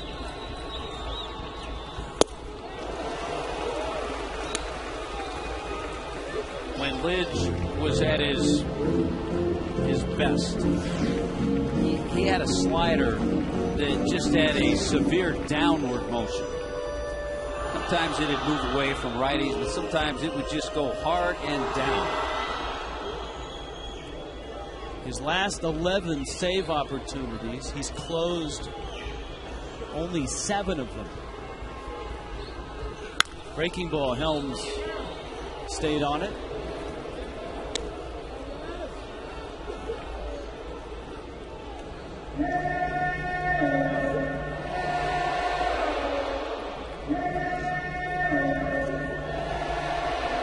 You're down at the bottom of the order. After Wes is Brett Hayes, then a pinch hitter. The only pinch hitter available is Bonifacio, and then back to the top of the order. 2-2. Runner goes. Swing and a miss. Ruiz's throw is not in time. Stanton steals the base, but Helms strikes out.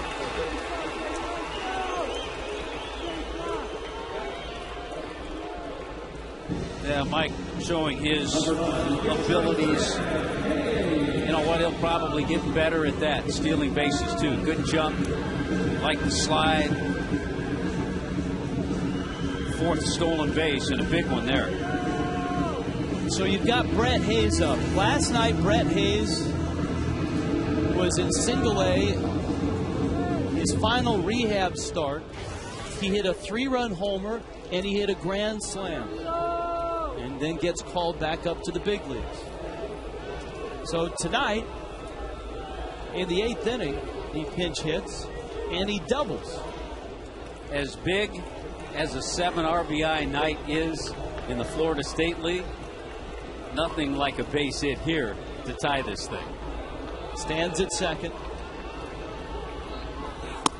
And Lidge goes up with a fastball. 1-0.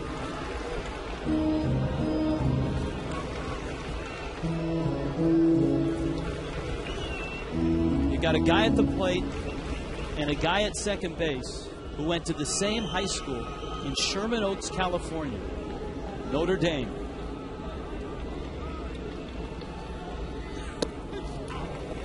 Hayes older than Stanton.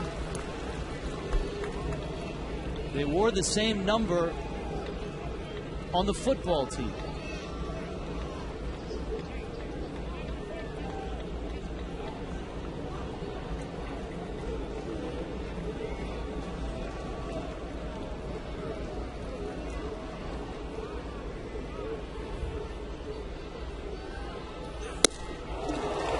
Good live fastball by Lidge, especially after one of those sliders.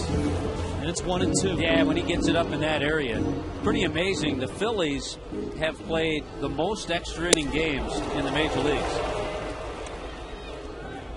This is the 15th. They've gone 9-5 in the previous 14 extra inning games.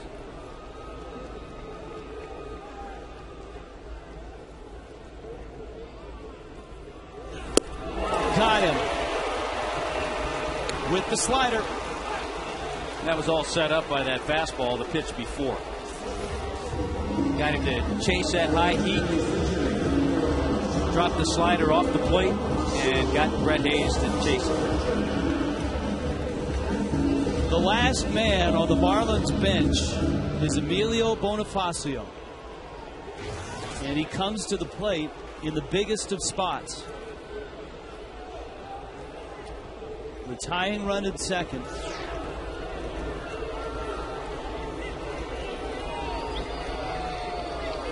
Bonifacio last night as a pinch hitter smoked a line drive that was snared by first baseman Ross Globe.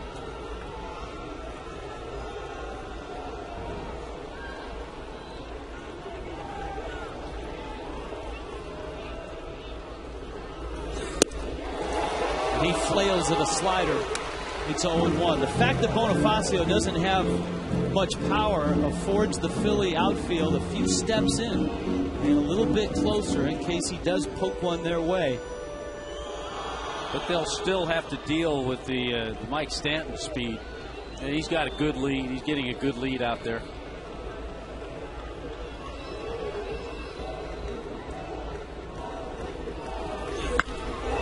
Bonifacio, a fly ball to right. Brown is there and makes the catch. And the Phillies absolutely steal one from the Fish. Lid shuts the door. The Phillies sweep the series. And a call by Bob Davidson will be talked about for a while. Our South Florida Ford spotlight of the game. Chooch does it again. Carlos Ruiz, an incredible series. And his home run, the difference in the 10th inning. He also had a couple of doubles. He drives in 3, and the Phillies win it by a score of 5-4. Marlins Live is next.